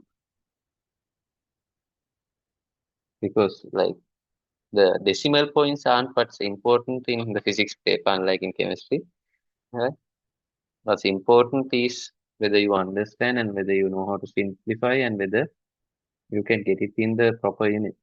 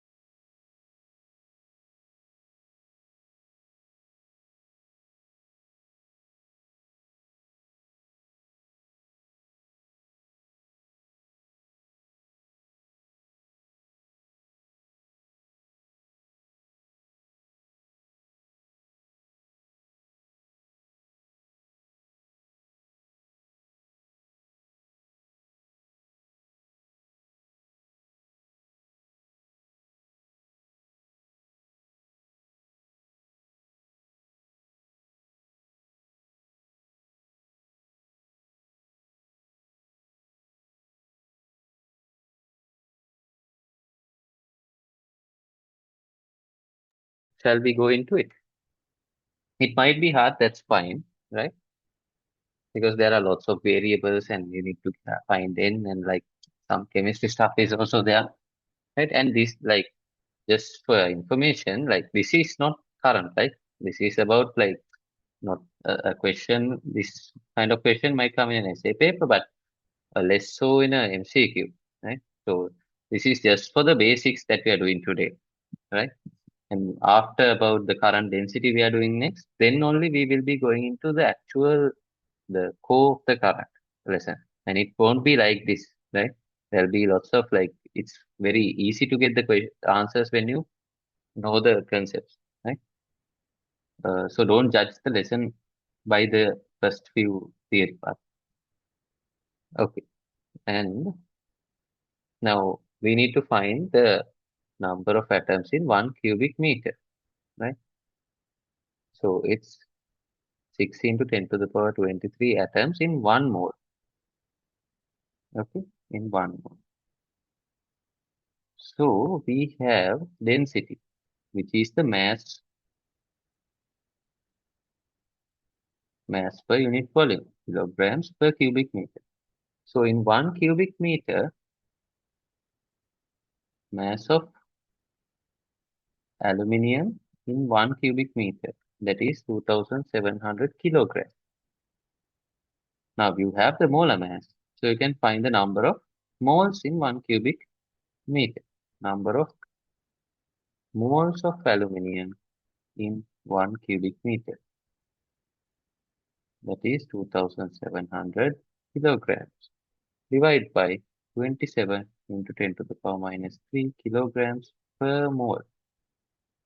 This and this get cut, it's 100, right? 100 into this, when it comes to the top, it becomes 10 to the power 3. So 100 into 10 to the power 3 is 1 into 10 to the power 5 moles. Moles per mole becomes mole. 100 into 10 to the power 3, that is 1 into 10 to the power 5. 100 is 10 to the power 2 into 10 to the power 3. 3 plus 2, 5. So this much of moles in 1 cubic meter. So you can find out the number of atoms. If this is the number of atoms per mole, then in this number of moles, what is the number of atoms? So multiply them, no? Number of, see, the symbol for Avogadro is Na, right? Na.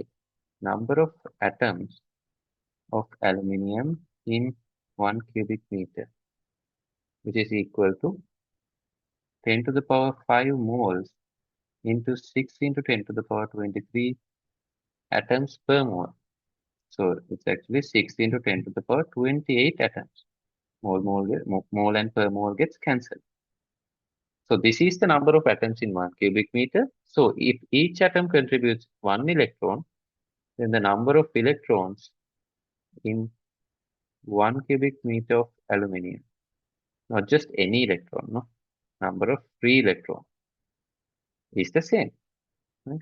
Now if there are this much atoms, then each atom contributes 1 electron, then the number of free electrons in that will be equal to the number of aluminium atoms. Right? So we have n. This is n. We have all the other variables, no? Then we can apply u equals I, u equals I over a n e. I is 20 into 10 to the power minus 3 amperes. Area, 2 into 10 to the power minus 6 meters square. N, 6 into 10 to the power 28 per cubic meter.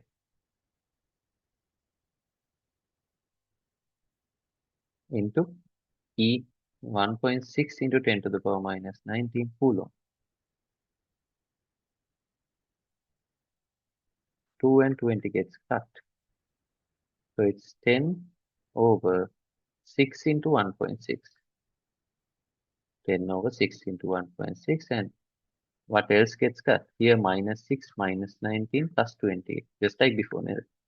minus 6, minus 19, plus 28. So minus 6 and minus 19 is minus 25, plus 28. This is plus 3 here, down, plus 3 down, into 10 to the power 3 down. There is 10 to the power minus 3 up. So when this goes up, it becomes minus, right? Right. So 6 into 1.6, what's that? 1.6 into 6. 6 into 6 is 36. 6 into 1, 6, plus 3, 9, 96. So it was 1.6, no? So you have to put a 1 decimal place here. 10 over 9.6 into 10 to the power minus 3. When this goes up, that also becomes 10 to the power minus 3. So minus 3 becomes 10 to the power minus 6. 10 over 9.6. 10 over 9.6.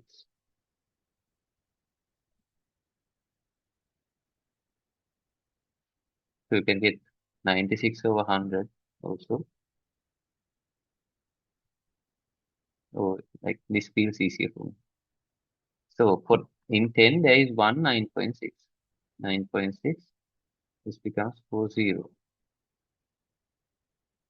Here it becomes 1.0. So in 400 there are 4.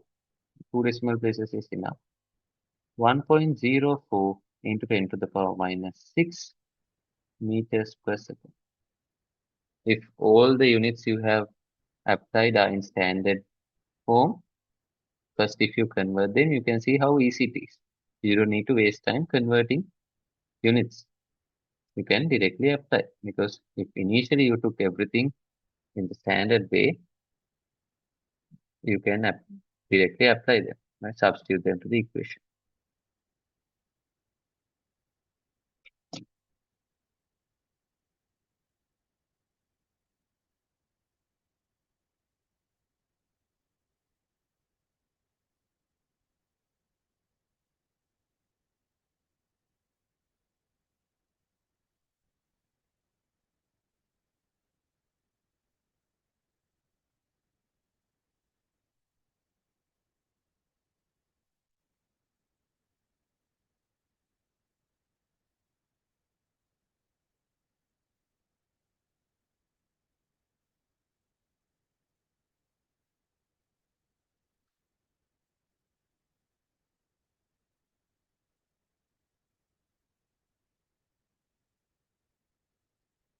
This is the worst that they can ask with this fifth velocity, giving the density and molar mass.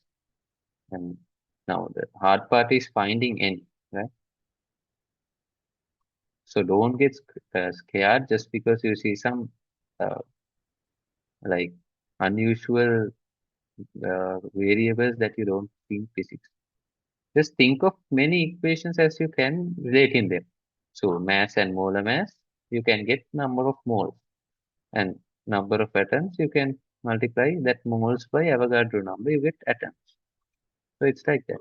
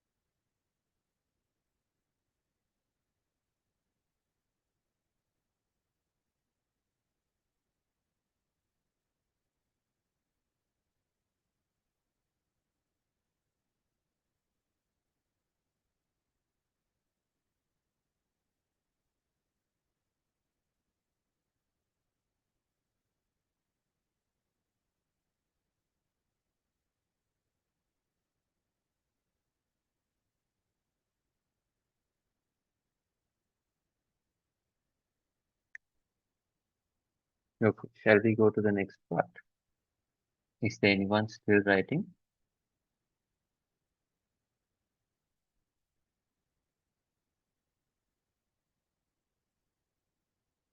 All right,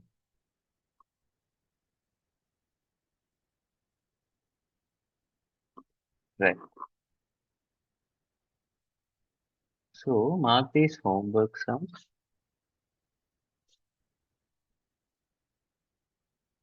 So we did four, and fifth one, sixth one, ninth one,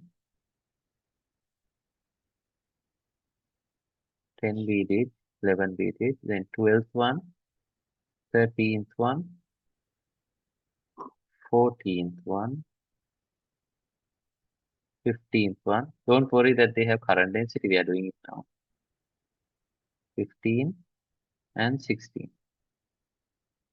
Up until 15, except for the first three questions, from 4 to 15, do all sums that we haven't done in the class. You can do the sums that we did in the class also for practice. Right. So we are going on to current density, which is denoted by the symbol of J. Now consider conductors such as this.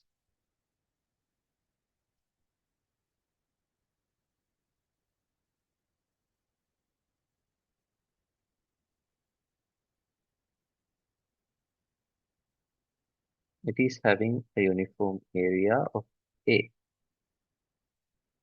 right? Area A.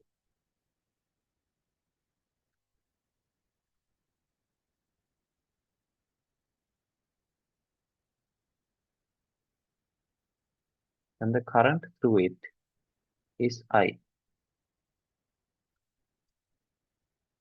Current through it is I. So current density J is written as the current flowing across the current flowing per unit cross-sectional area of the conductor. It is the current that is flowing per unit cross-sectional area of the conductor. That is meant by current density. It's not per cubic meter as usually we know density is, right? It's the current flowing across a unit area of the cross section of a current carrying conductor. So you don't need to remember that much. You can just simply remember it as the current flowing per unit area of the conductor. And that area is, you take it perpendicular to the current direction, right? It's not this area, no? It's the area perpendicular to the current direction. So what is the unit of current density? Unit of current density.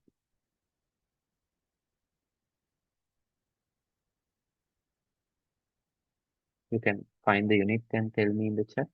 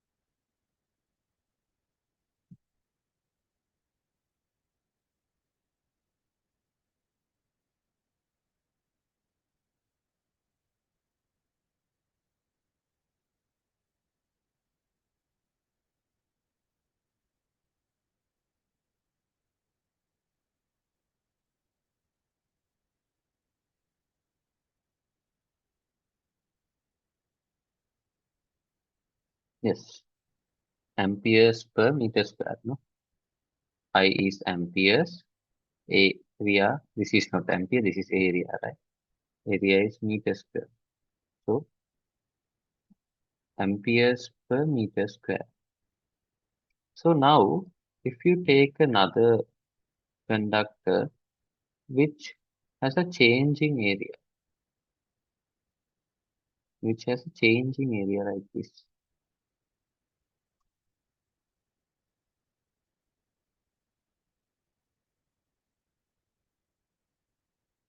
The area when the current enters the conductor, current I, is simple A, and the area of the conductor when the current leaves the conductor is capital A. What can you say about the current density? What can you say about the current density at like when you move along the conductor? When you move from here to here, what can you say about the variation of the current density? Is it increasing? Is it decreasing? Or is it constant? You can send your answers in the chat.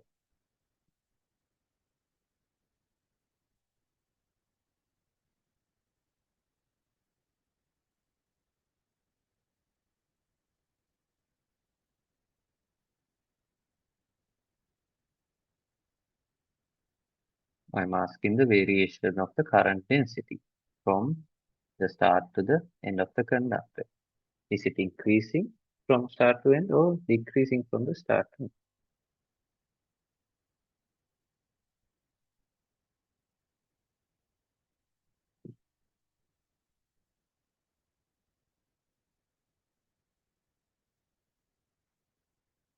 So you can write expressions, right? So this one we'll write J1. So here we'll write J2. J1 is equal to I over simple A. J2 is equal to I over capital A. So it's the same current for both of them. Right? The current doesn't change. The current doesn't change. Why? Because I told you current is like a fluid flow. Current is like a fluid flow. So whatever enters at one end should leave through the other end. So if 10 coulombs enters per second, 10 coulombs should leave per second, right? But according to the area, the current density will change. Current won't change, right?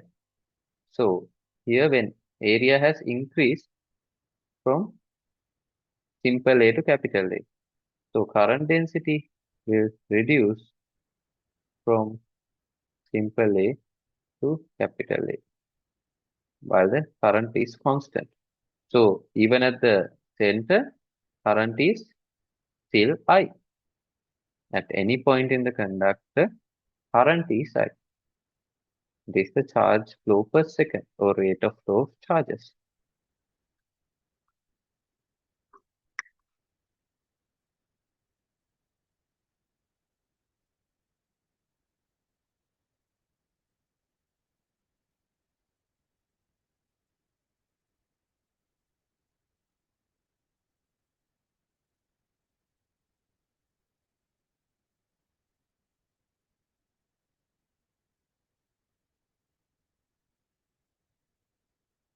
Just copy this down.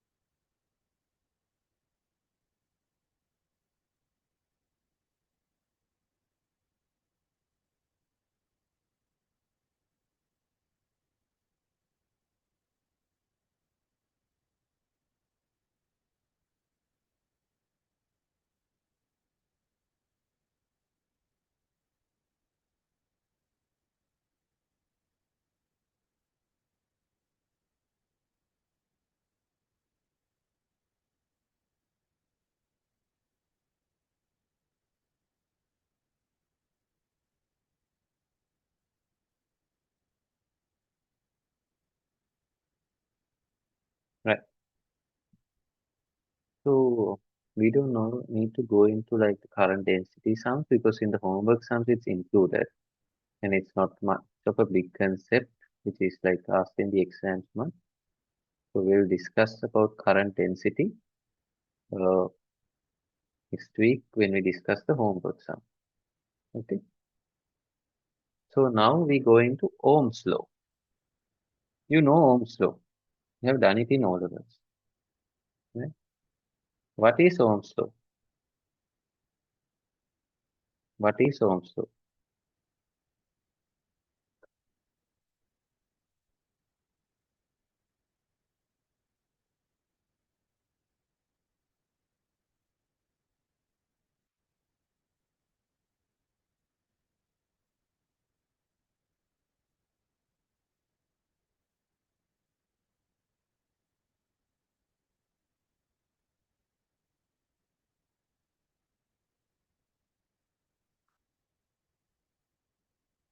Yes. Ohm's law is the V equals IR equation. No, it's the V equals IR equation. Yes, that's true. So there, this equation comes from a law that this Ohm said. So Ohm said that in a conductor, so this conductor, the potential difference across the potential difference across the conductor, which is given by V, is proportional to the current flowing through it, which is I, when temperature and other physical factors are kept constant, right? So what he said was the potential difference across a conductor is directly proportional. Okay, directly proportional, not just proportional, directly proportional to the current flowing through it. But there is a condition when the temperature and other physical factors are kept constant, right? That is the law, and you need to know it very well, right? Potential difference across a conductor is directly proportional to the current flowing through it when the temperature and other physical factors are kept constant. So V proportional to I when the temperature and physical factors are kept constant. So he equalized V and I by using a constant which is called R. So it was V equals Ri, but we say it as V equals IR. So V is the potential difference. Potential difference. I is the current. Here V is measured in volts, right? In a battery, you have 12-volt battery, right? 1.5 volt battery, like that. There's a voltage of a car battery also, but usually you know the battery is in the remote. So current in amperes and R is the resistance to the current flow, which is measured in ohms. This is ohms. We'll go into resistance uh, later. It's a separate topic, right? For now, you can label them and write the unit. So this capital V is volts.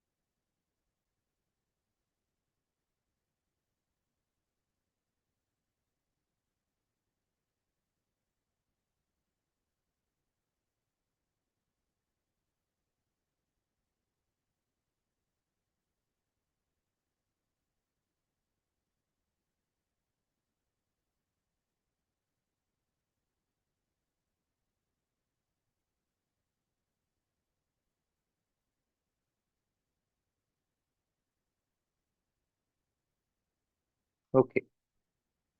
So Ohm observed that current always flow from higher potential to lower potential. So now as you don't yet know the meaning of the word potential, right? You can consider it like relate it to something that you know, which is gravitational potential, right? Gravitational potential energy, right? MGH. So it is this what we say potential is similar to that.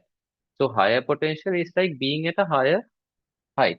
So it has more energy. Right? Higher potential means being at a position where it has more energy. So consider when you say higher potential, what I imagine is being at the top of a hill. The river starting at the top of a hill. So current is the river, right? Current always flows from the top point to the bottom point, which is at a lower potential. Top point, which is at a higher potential, starts from there and flows to the lower potential from that top point, right? It doesn't flow the other way from lower to higher. So it's like a river, right? River doesn't flow upstream, no. It only flows downstream. අර උඩු ගම්බලා පීනන්න එපා කියන්නේ. It because it doesn't happen, no. And it's difficult to swim upstream, right? Because the river always flows down, right? And Ohm said that the current drops at the not the current, the potential drops as the current flows through a resistor. So the resistor is like this hill, right? Now the river is starting, right? River is starting here. And as it goes along, you can see the height decreases. So the potential energy decreases. So that means its potential is reducing, right? Similarly, in a resistor also, when a current flows through it, its potential reduces as it flows through it. So it can be demonstrated in a graph very easily. So you have to understand this perfectly, right? Current always flows from higher potential to lower potential, and potential drops as the current flows through a resistor.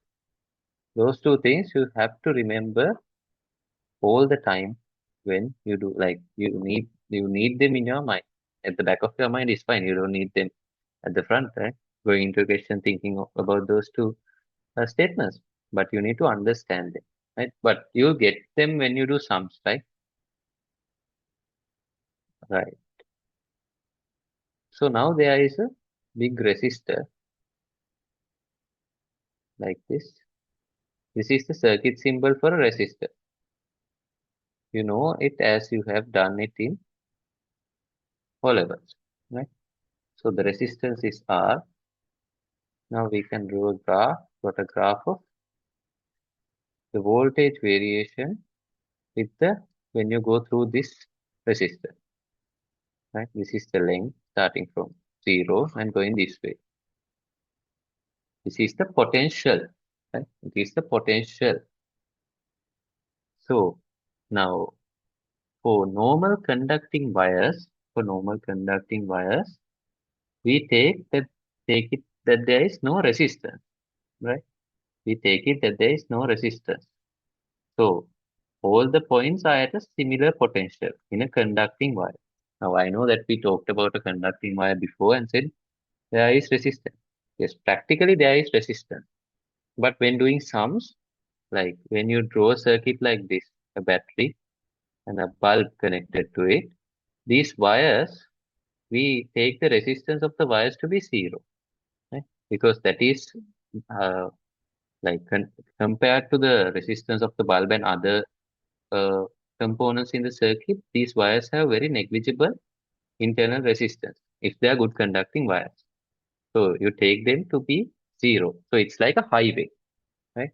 So it's like a highway compared to a very අර ගරා වැදිච්ච පාරකට සාපේක්ෂව it's like a highway compared to a broken down road. This is like a broken down road. There's resistance. You can't go at the best speed.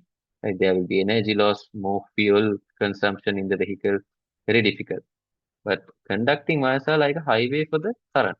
Right? No energy loss when you go through a highway. Very efficient.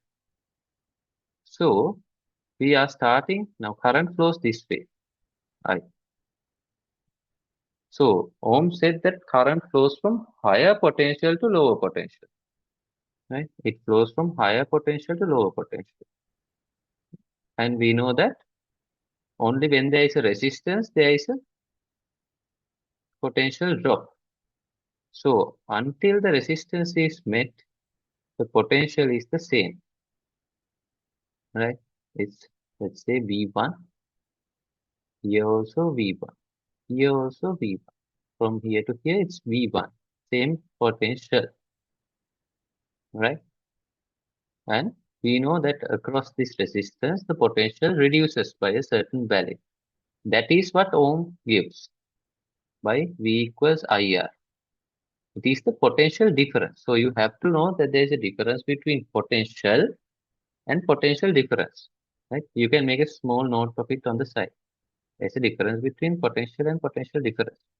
Potential is for one point. You say this potential of this point is this much. But potential difference you take for 2 points. Right? So Ohm gave us this V equals IR to get the potential difference. Right? To get the potential difference across a resistance. Across a resistance. So let's say the potential after the resistance was V2. So it will be the same after that, right? Because it's just a conducting wire. So Ohm gave this equation to get the difference between V2 and V1. Now, which is larger, V1 or V2? Which potential is higher? Because we are now going to take the difference. V1 or V2 is higher. Send in the chat.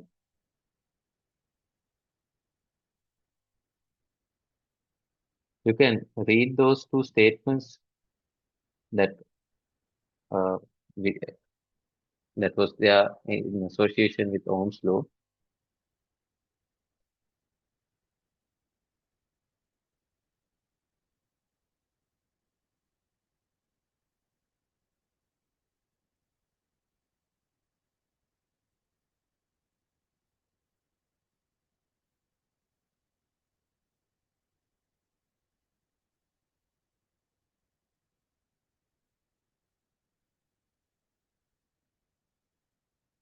Yes, V1 is higher, right? Because current flows from high potential to low potential. So it's like a river, no? River flows from higher point to a lower point. So it's flowing from here to here. So then V1 should be at a higher point. So V2 is at a certain lower point. Let's say this point. It is lower than V1. So it doesn't need to be here exactly. Somewhere lower than V1. So this is V2. Right? So the potential has reduced from V1 to V2 when it has gone through when the current has gone through the resistor. So V1 minus V2, this value, V1 minus V2 is the potential difference which is equal to current into the resistance. It is equal to IR. Right? So the potential decreases from V1 to V2 like this.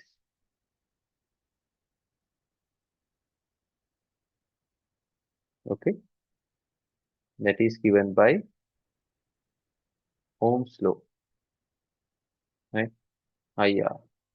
That drop is equal to IR, or the difference is equal to IR. This is how the potential varies across the resistance. You will begin to understand this more as we go through sums, right? Because even students who have done the sixth and seventh and come to current will have the same questions that you all have now, because none of these concepts are taught in those lessons. So these are completely new concepts, which with by doing questions only you will get the full idea. You might understand what I'm saying right now, but when doing questions, you see you'll understand it more.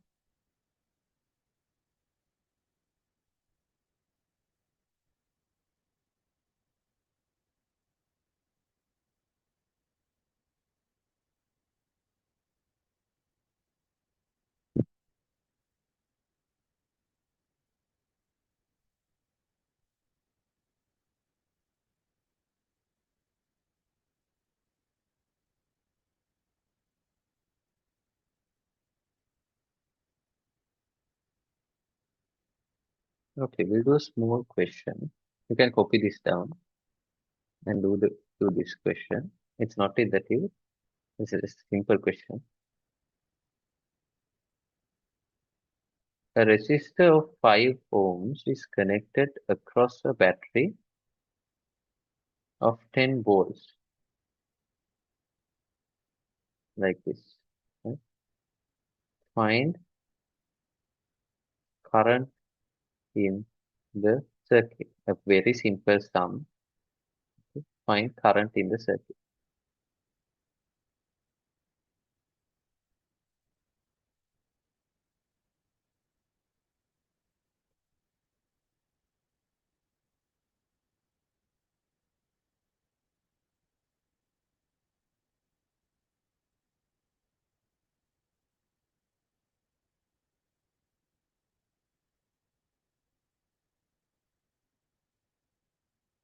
Send it through the chat.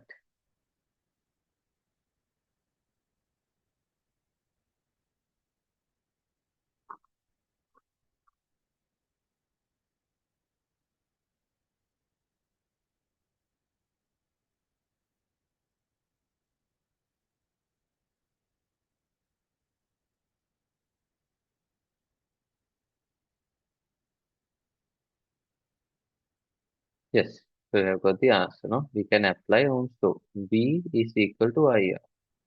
Now, this cell provides a potential difference to the resistor, right? Potential difference to the resistor. That is equal to 10 volts. Then that is equal to, so this current goes across the resistor. You get this total 10 volt potential difference across it, right? So that is current times 5 volt, 5 ohm. So 10 divided by 5, you get 2, no? 2 amperes.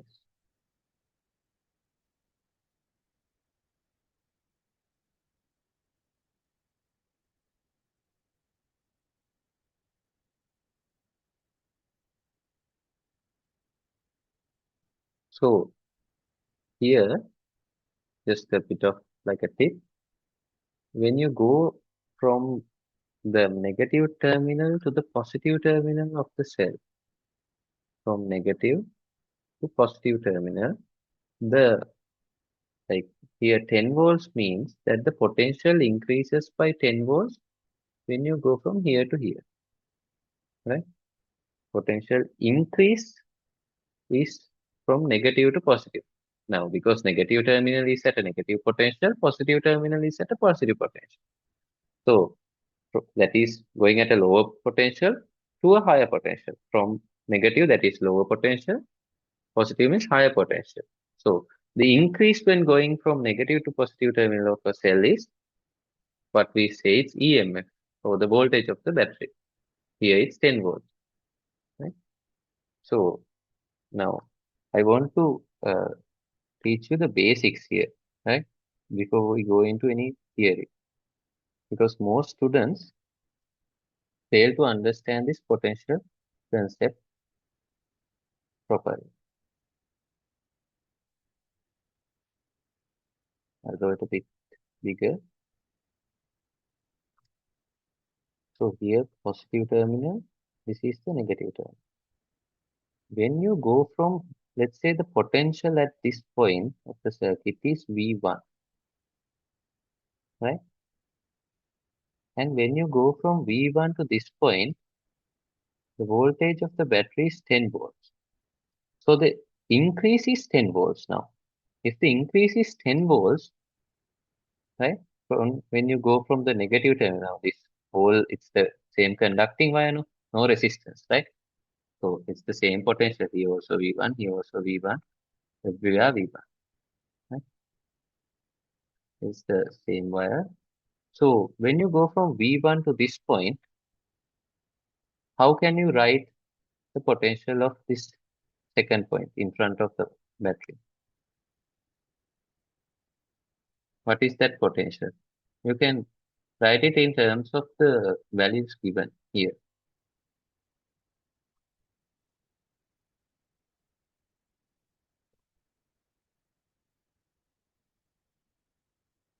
Now from V1 to that point we are going, potential increases by 10. So what is the potential of that point? You can send your answers.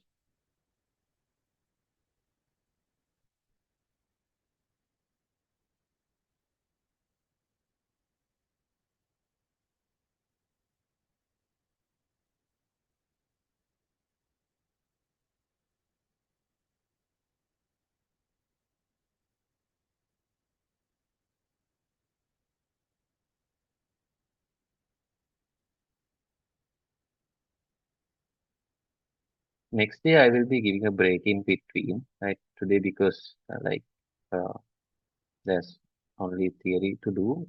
I didn't give a break. Next day I'll give about 10 minutes in between. Yes. So some of you have said correctly. It's V1 plus 10. No? It increases by 10. No? V1 plus 10. Okay. So let's consider the potential between the ends of the resistor. This is, we said it was 5 ohm, right?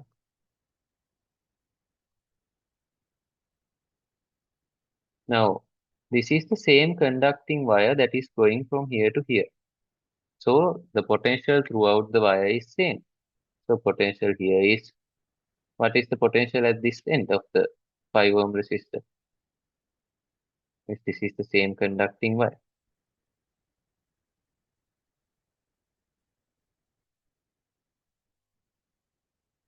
Potential here.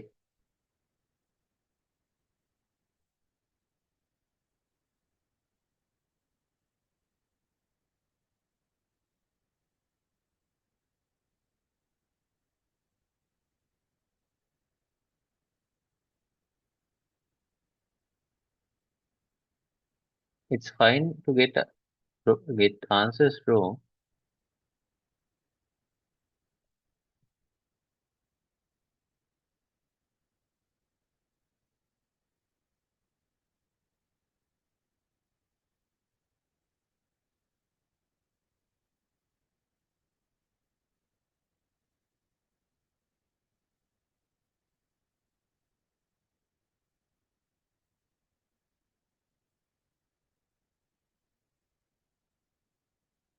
Yeah. No, right? Now it's here it's V1. So you're going along that conducting wire. Yes. Yeah. So some of you have said the correct answer. So the potential at the same point, unless you encounter resistance where a current flows through, so not V2, it will be the same along this wire. So it's at the right end of the resistor also potential is V1. Then what is the potential at the left end of the resistor? That should be very easy now.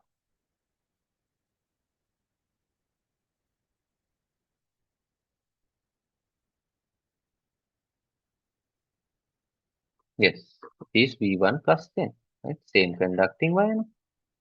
So it is V1 plus 10. So now you can see the difference in the potential between the resistor, right? So higher potential V1 plus 10, lower potential V1. So you get the difference V1 plus 10 minus V1. This and this get cut, you get 10 volts. So the battery provides the potential difference to the resistor, right? And because of that, a current will flow from higher potential to lower potential. From higher potential to lower potential. Here in the battery also same principle. From the negative terminal towards the positive terminal. Right? Uh, higher potential to lower potential. Right? Across this. Right? Not from here to here, you can say that because it's across the terminals. So from positive terminal to negative terminal. That is positive terminal at a higher potential to the negative terminal which is at a lower potential. Across the circuit. Not from negative to positive. You can jump now like that. So battery flows, the current flows through the battery also, right? but it starts from the positive and goes to the negative, and it's a continuous cycle. So it's the same charges in the conductor that are moving, right? Charges aren't created, no. It's like the same electrons that are moving round and round and round the circuit. Right? It's not like new electrons are being produced. It's the same things. So the battery is not providing electrons to this circuit, right? So what a battery does is not provision of charges. It is pushing the charges, right? What is meant by this potential difference is a push. It's energy. The battery is pushing the electrons now go and flow, right? Because without a push, though they would be doing some random motions. Right? The battery is pushing it from the positive potential to the negative terminal. Okay, understand that the nature of how a current is set up by a battery. Right? There's no part in the syllabus for you all to teach this, right? But without understanding that properly, it is difficult. It will be just like like not like mechanics, just like biology, right? It will be like studying everything. If you understand this, then in all the core concepts of current, it's the same thing, whatever the topic.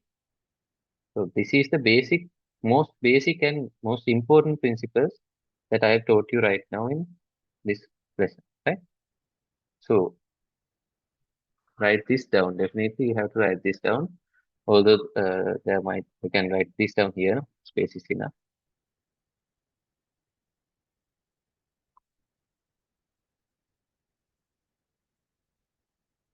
If you like after the lesson, if you are like confused about that, I will be putting the recording. Definitely go and at least watch this part again. Like if you're confused about anything, you can watch this part again. Or if you're confused, you can think this potential variation and what we have done by yourself, right? And understand by it by yourself, right? Okay, let's go to the next part. So all of you have copied this down.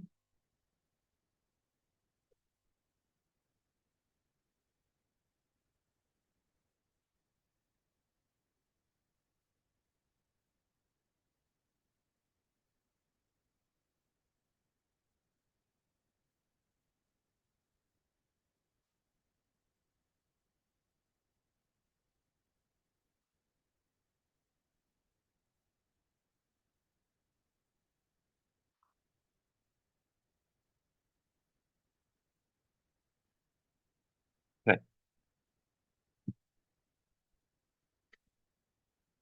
Then we go into ohmic conductors and non-ohmic conductors. This will be the last part for today. Otherwise, it will be too much. Right. So ohmic conductors mean the conductors which obey Ohm's law. So what is Ohm's law? It's V equals IR, right? So V equals R into I. Now we are going to plot a graph of V versus I. V versus I, right? Using Ohm's law. And we say that these conductors are obeying Ohm's law. So what kind of graph would it be? Now we all have done lots of graphs. No? So what would be the shape of the graph when you plot V versus I using Ohm's law? So most metallic conductors such as copper, steel, iron, and other like nichrome, tungsten, constant, and all the uh, materials which are used to make wires mostly obey Ohm's law, right? Wires and resistances, they obey Ohm's law. What kind of graph would it be? Is it a y equals mx or y equals mx plus c or y equals mx squared, maybe a curve?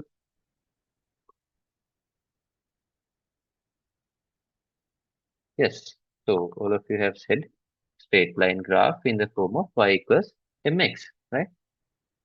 So v is equal to y. R is equal the gradient because resistance is constant for a given conductor, for a given resistor. and I is x. So y is equal to mx, like this, right? So here, like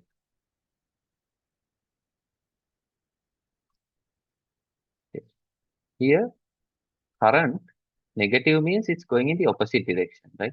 There's no negative current, no. We don't write minus 1 ampere, minus 10 ampere. So this just means it's in the opposite direction, right?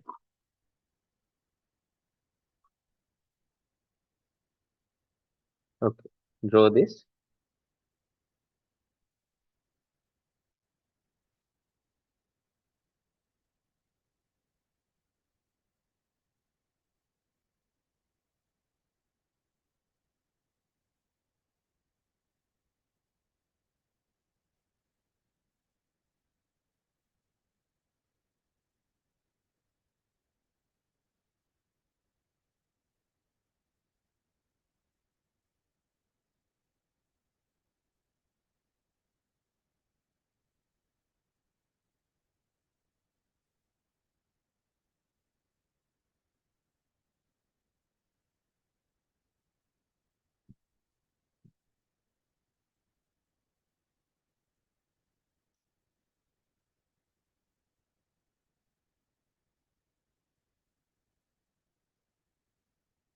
Okay.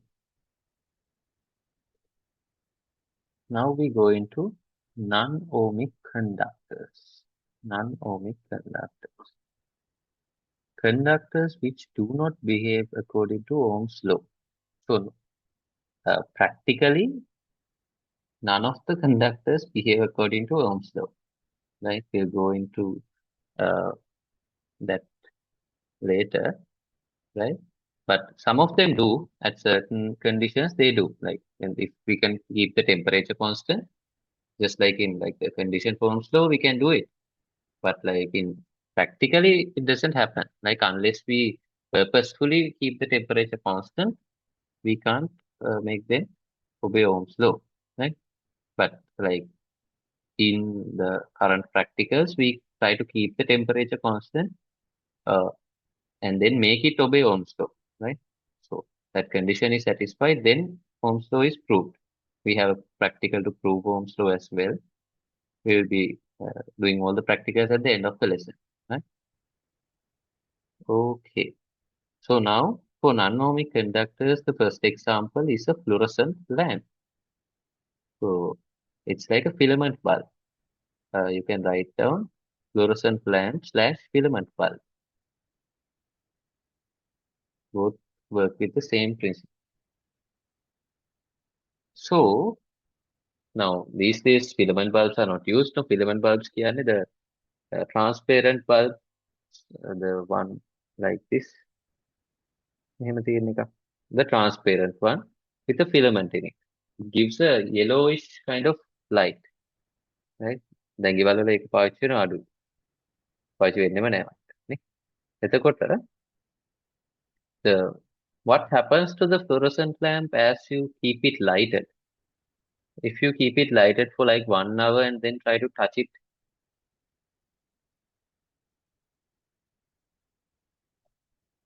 ගෙදර බල්බයක් මාරු කරලා තියෙන කට්ටිය දන්නවා. මාරු කරලා නැතුව ඇති ගොඩක් අය නේ.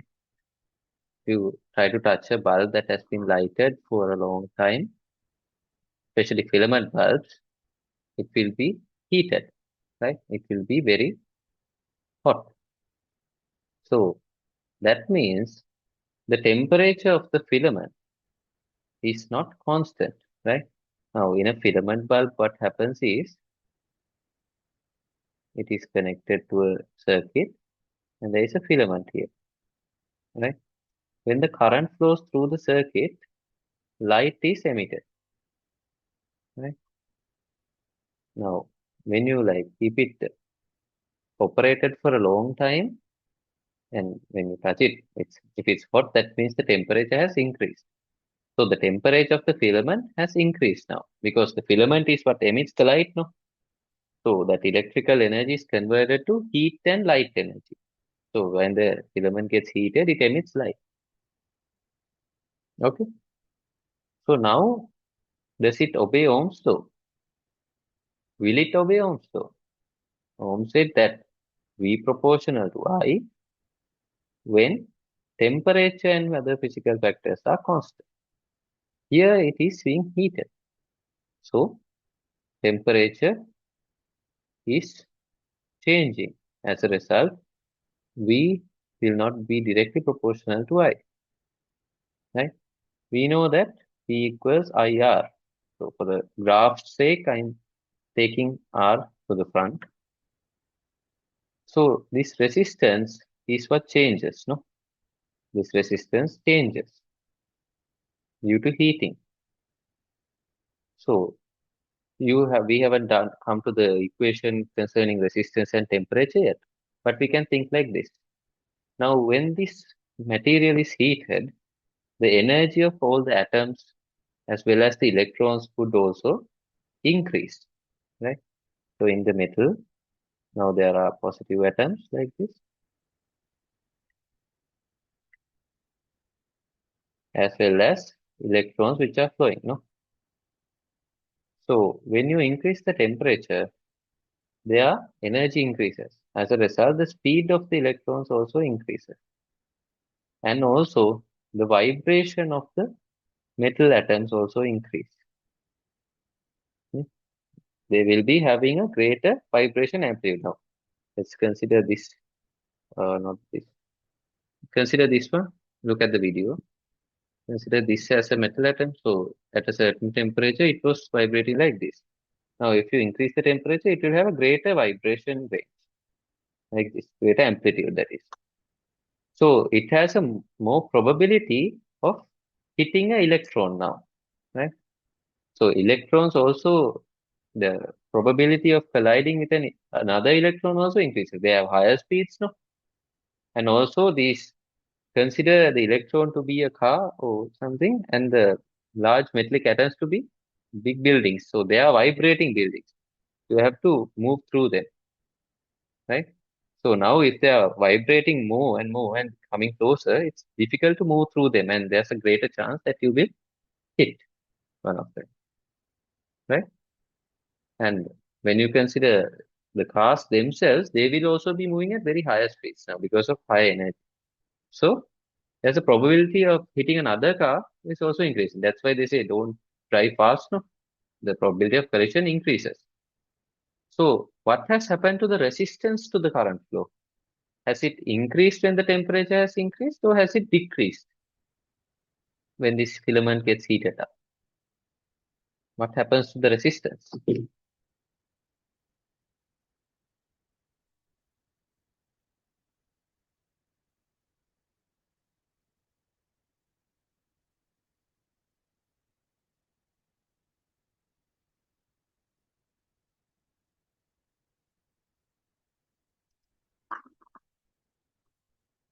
Yes, the resistance increases. No, if there are more collisions, you can't get to where you want to go now, no, because you will be hitting here and there.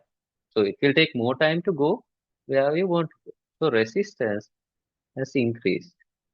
So in the y equals mx graph now, initially, like when the temperature was constant, resistance was constant. But now resistance is increasing.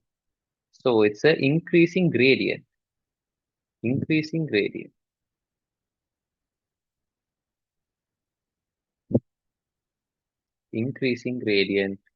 with the VI graph, right? Increasing gradient like this. So gradient is given by the steepness of the graph, right? Like in classes you will learn it's the tan theta value, it's the theta value, or uh, inclination with the horizontal, right? Like that. But simply it's the steepness, right? Here when you draw a tangent, now it's more steeper, නේ? අර කන්ද බෑවුම වැඩි වෙලා තියෙනවා. That is the gradient. See, the steepness has increased. කන්දක් කියලා හිතන්න graph එක. So here initially, like you are climbing this hill now. Right? Imagine yourself climbing this hill. ඔයා මෙතන ඉන්නේ. You're here now. So it's easier for you, right? So that means easier means gradient is less, low gradient value. When you come here, you have to climb more vertically. Steepness has increased, so gradient has increased.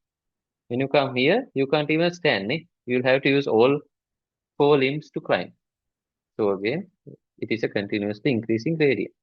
This way also it's the same thing. Now steepness is increasing, right? Steepness is increasing. Same principle. So draw it symmetrically, right?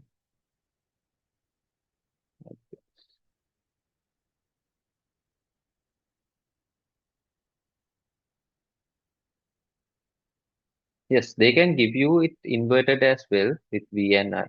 So then it will be something like this. You can draw it for homework if you want. I versus V.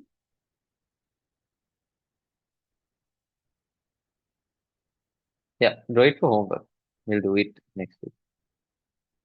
Draw the same graph for I and V. Right? Same fluorescent lamp or filament bulb. Draw it with I in the y-axis and V in the x-axis. Right? So you will have to rearrange this equation, right, to get now I is in the y-axis. You have to subject I. Do it for homework. So you have to know how to get either of them. You can copy this down. If you want, you can draw this as well. Not entirely necessary if you know I have understood perfectly. So they, in the exam, they can ask either V versus I or I versus V. Anything you have to be able to draw for both of them.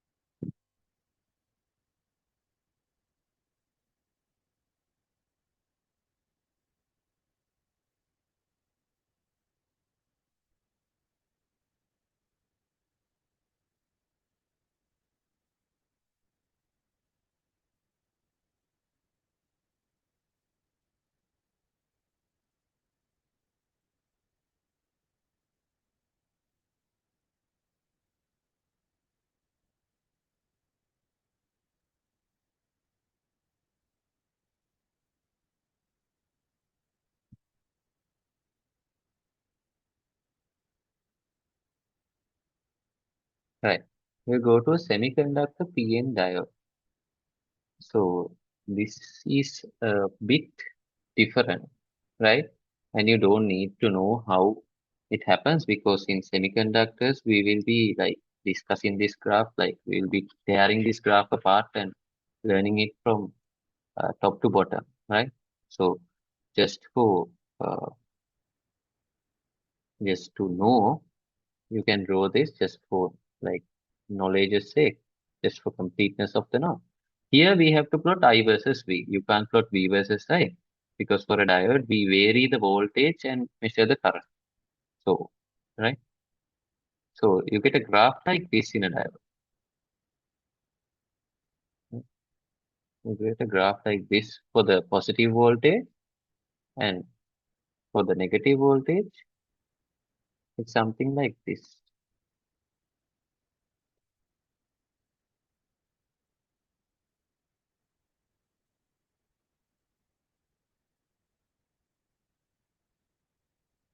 And then straight down, should be straight down,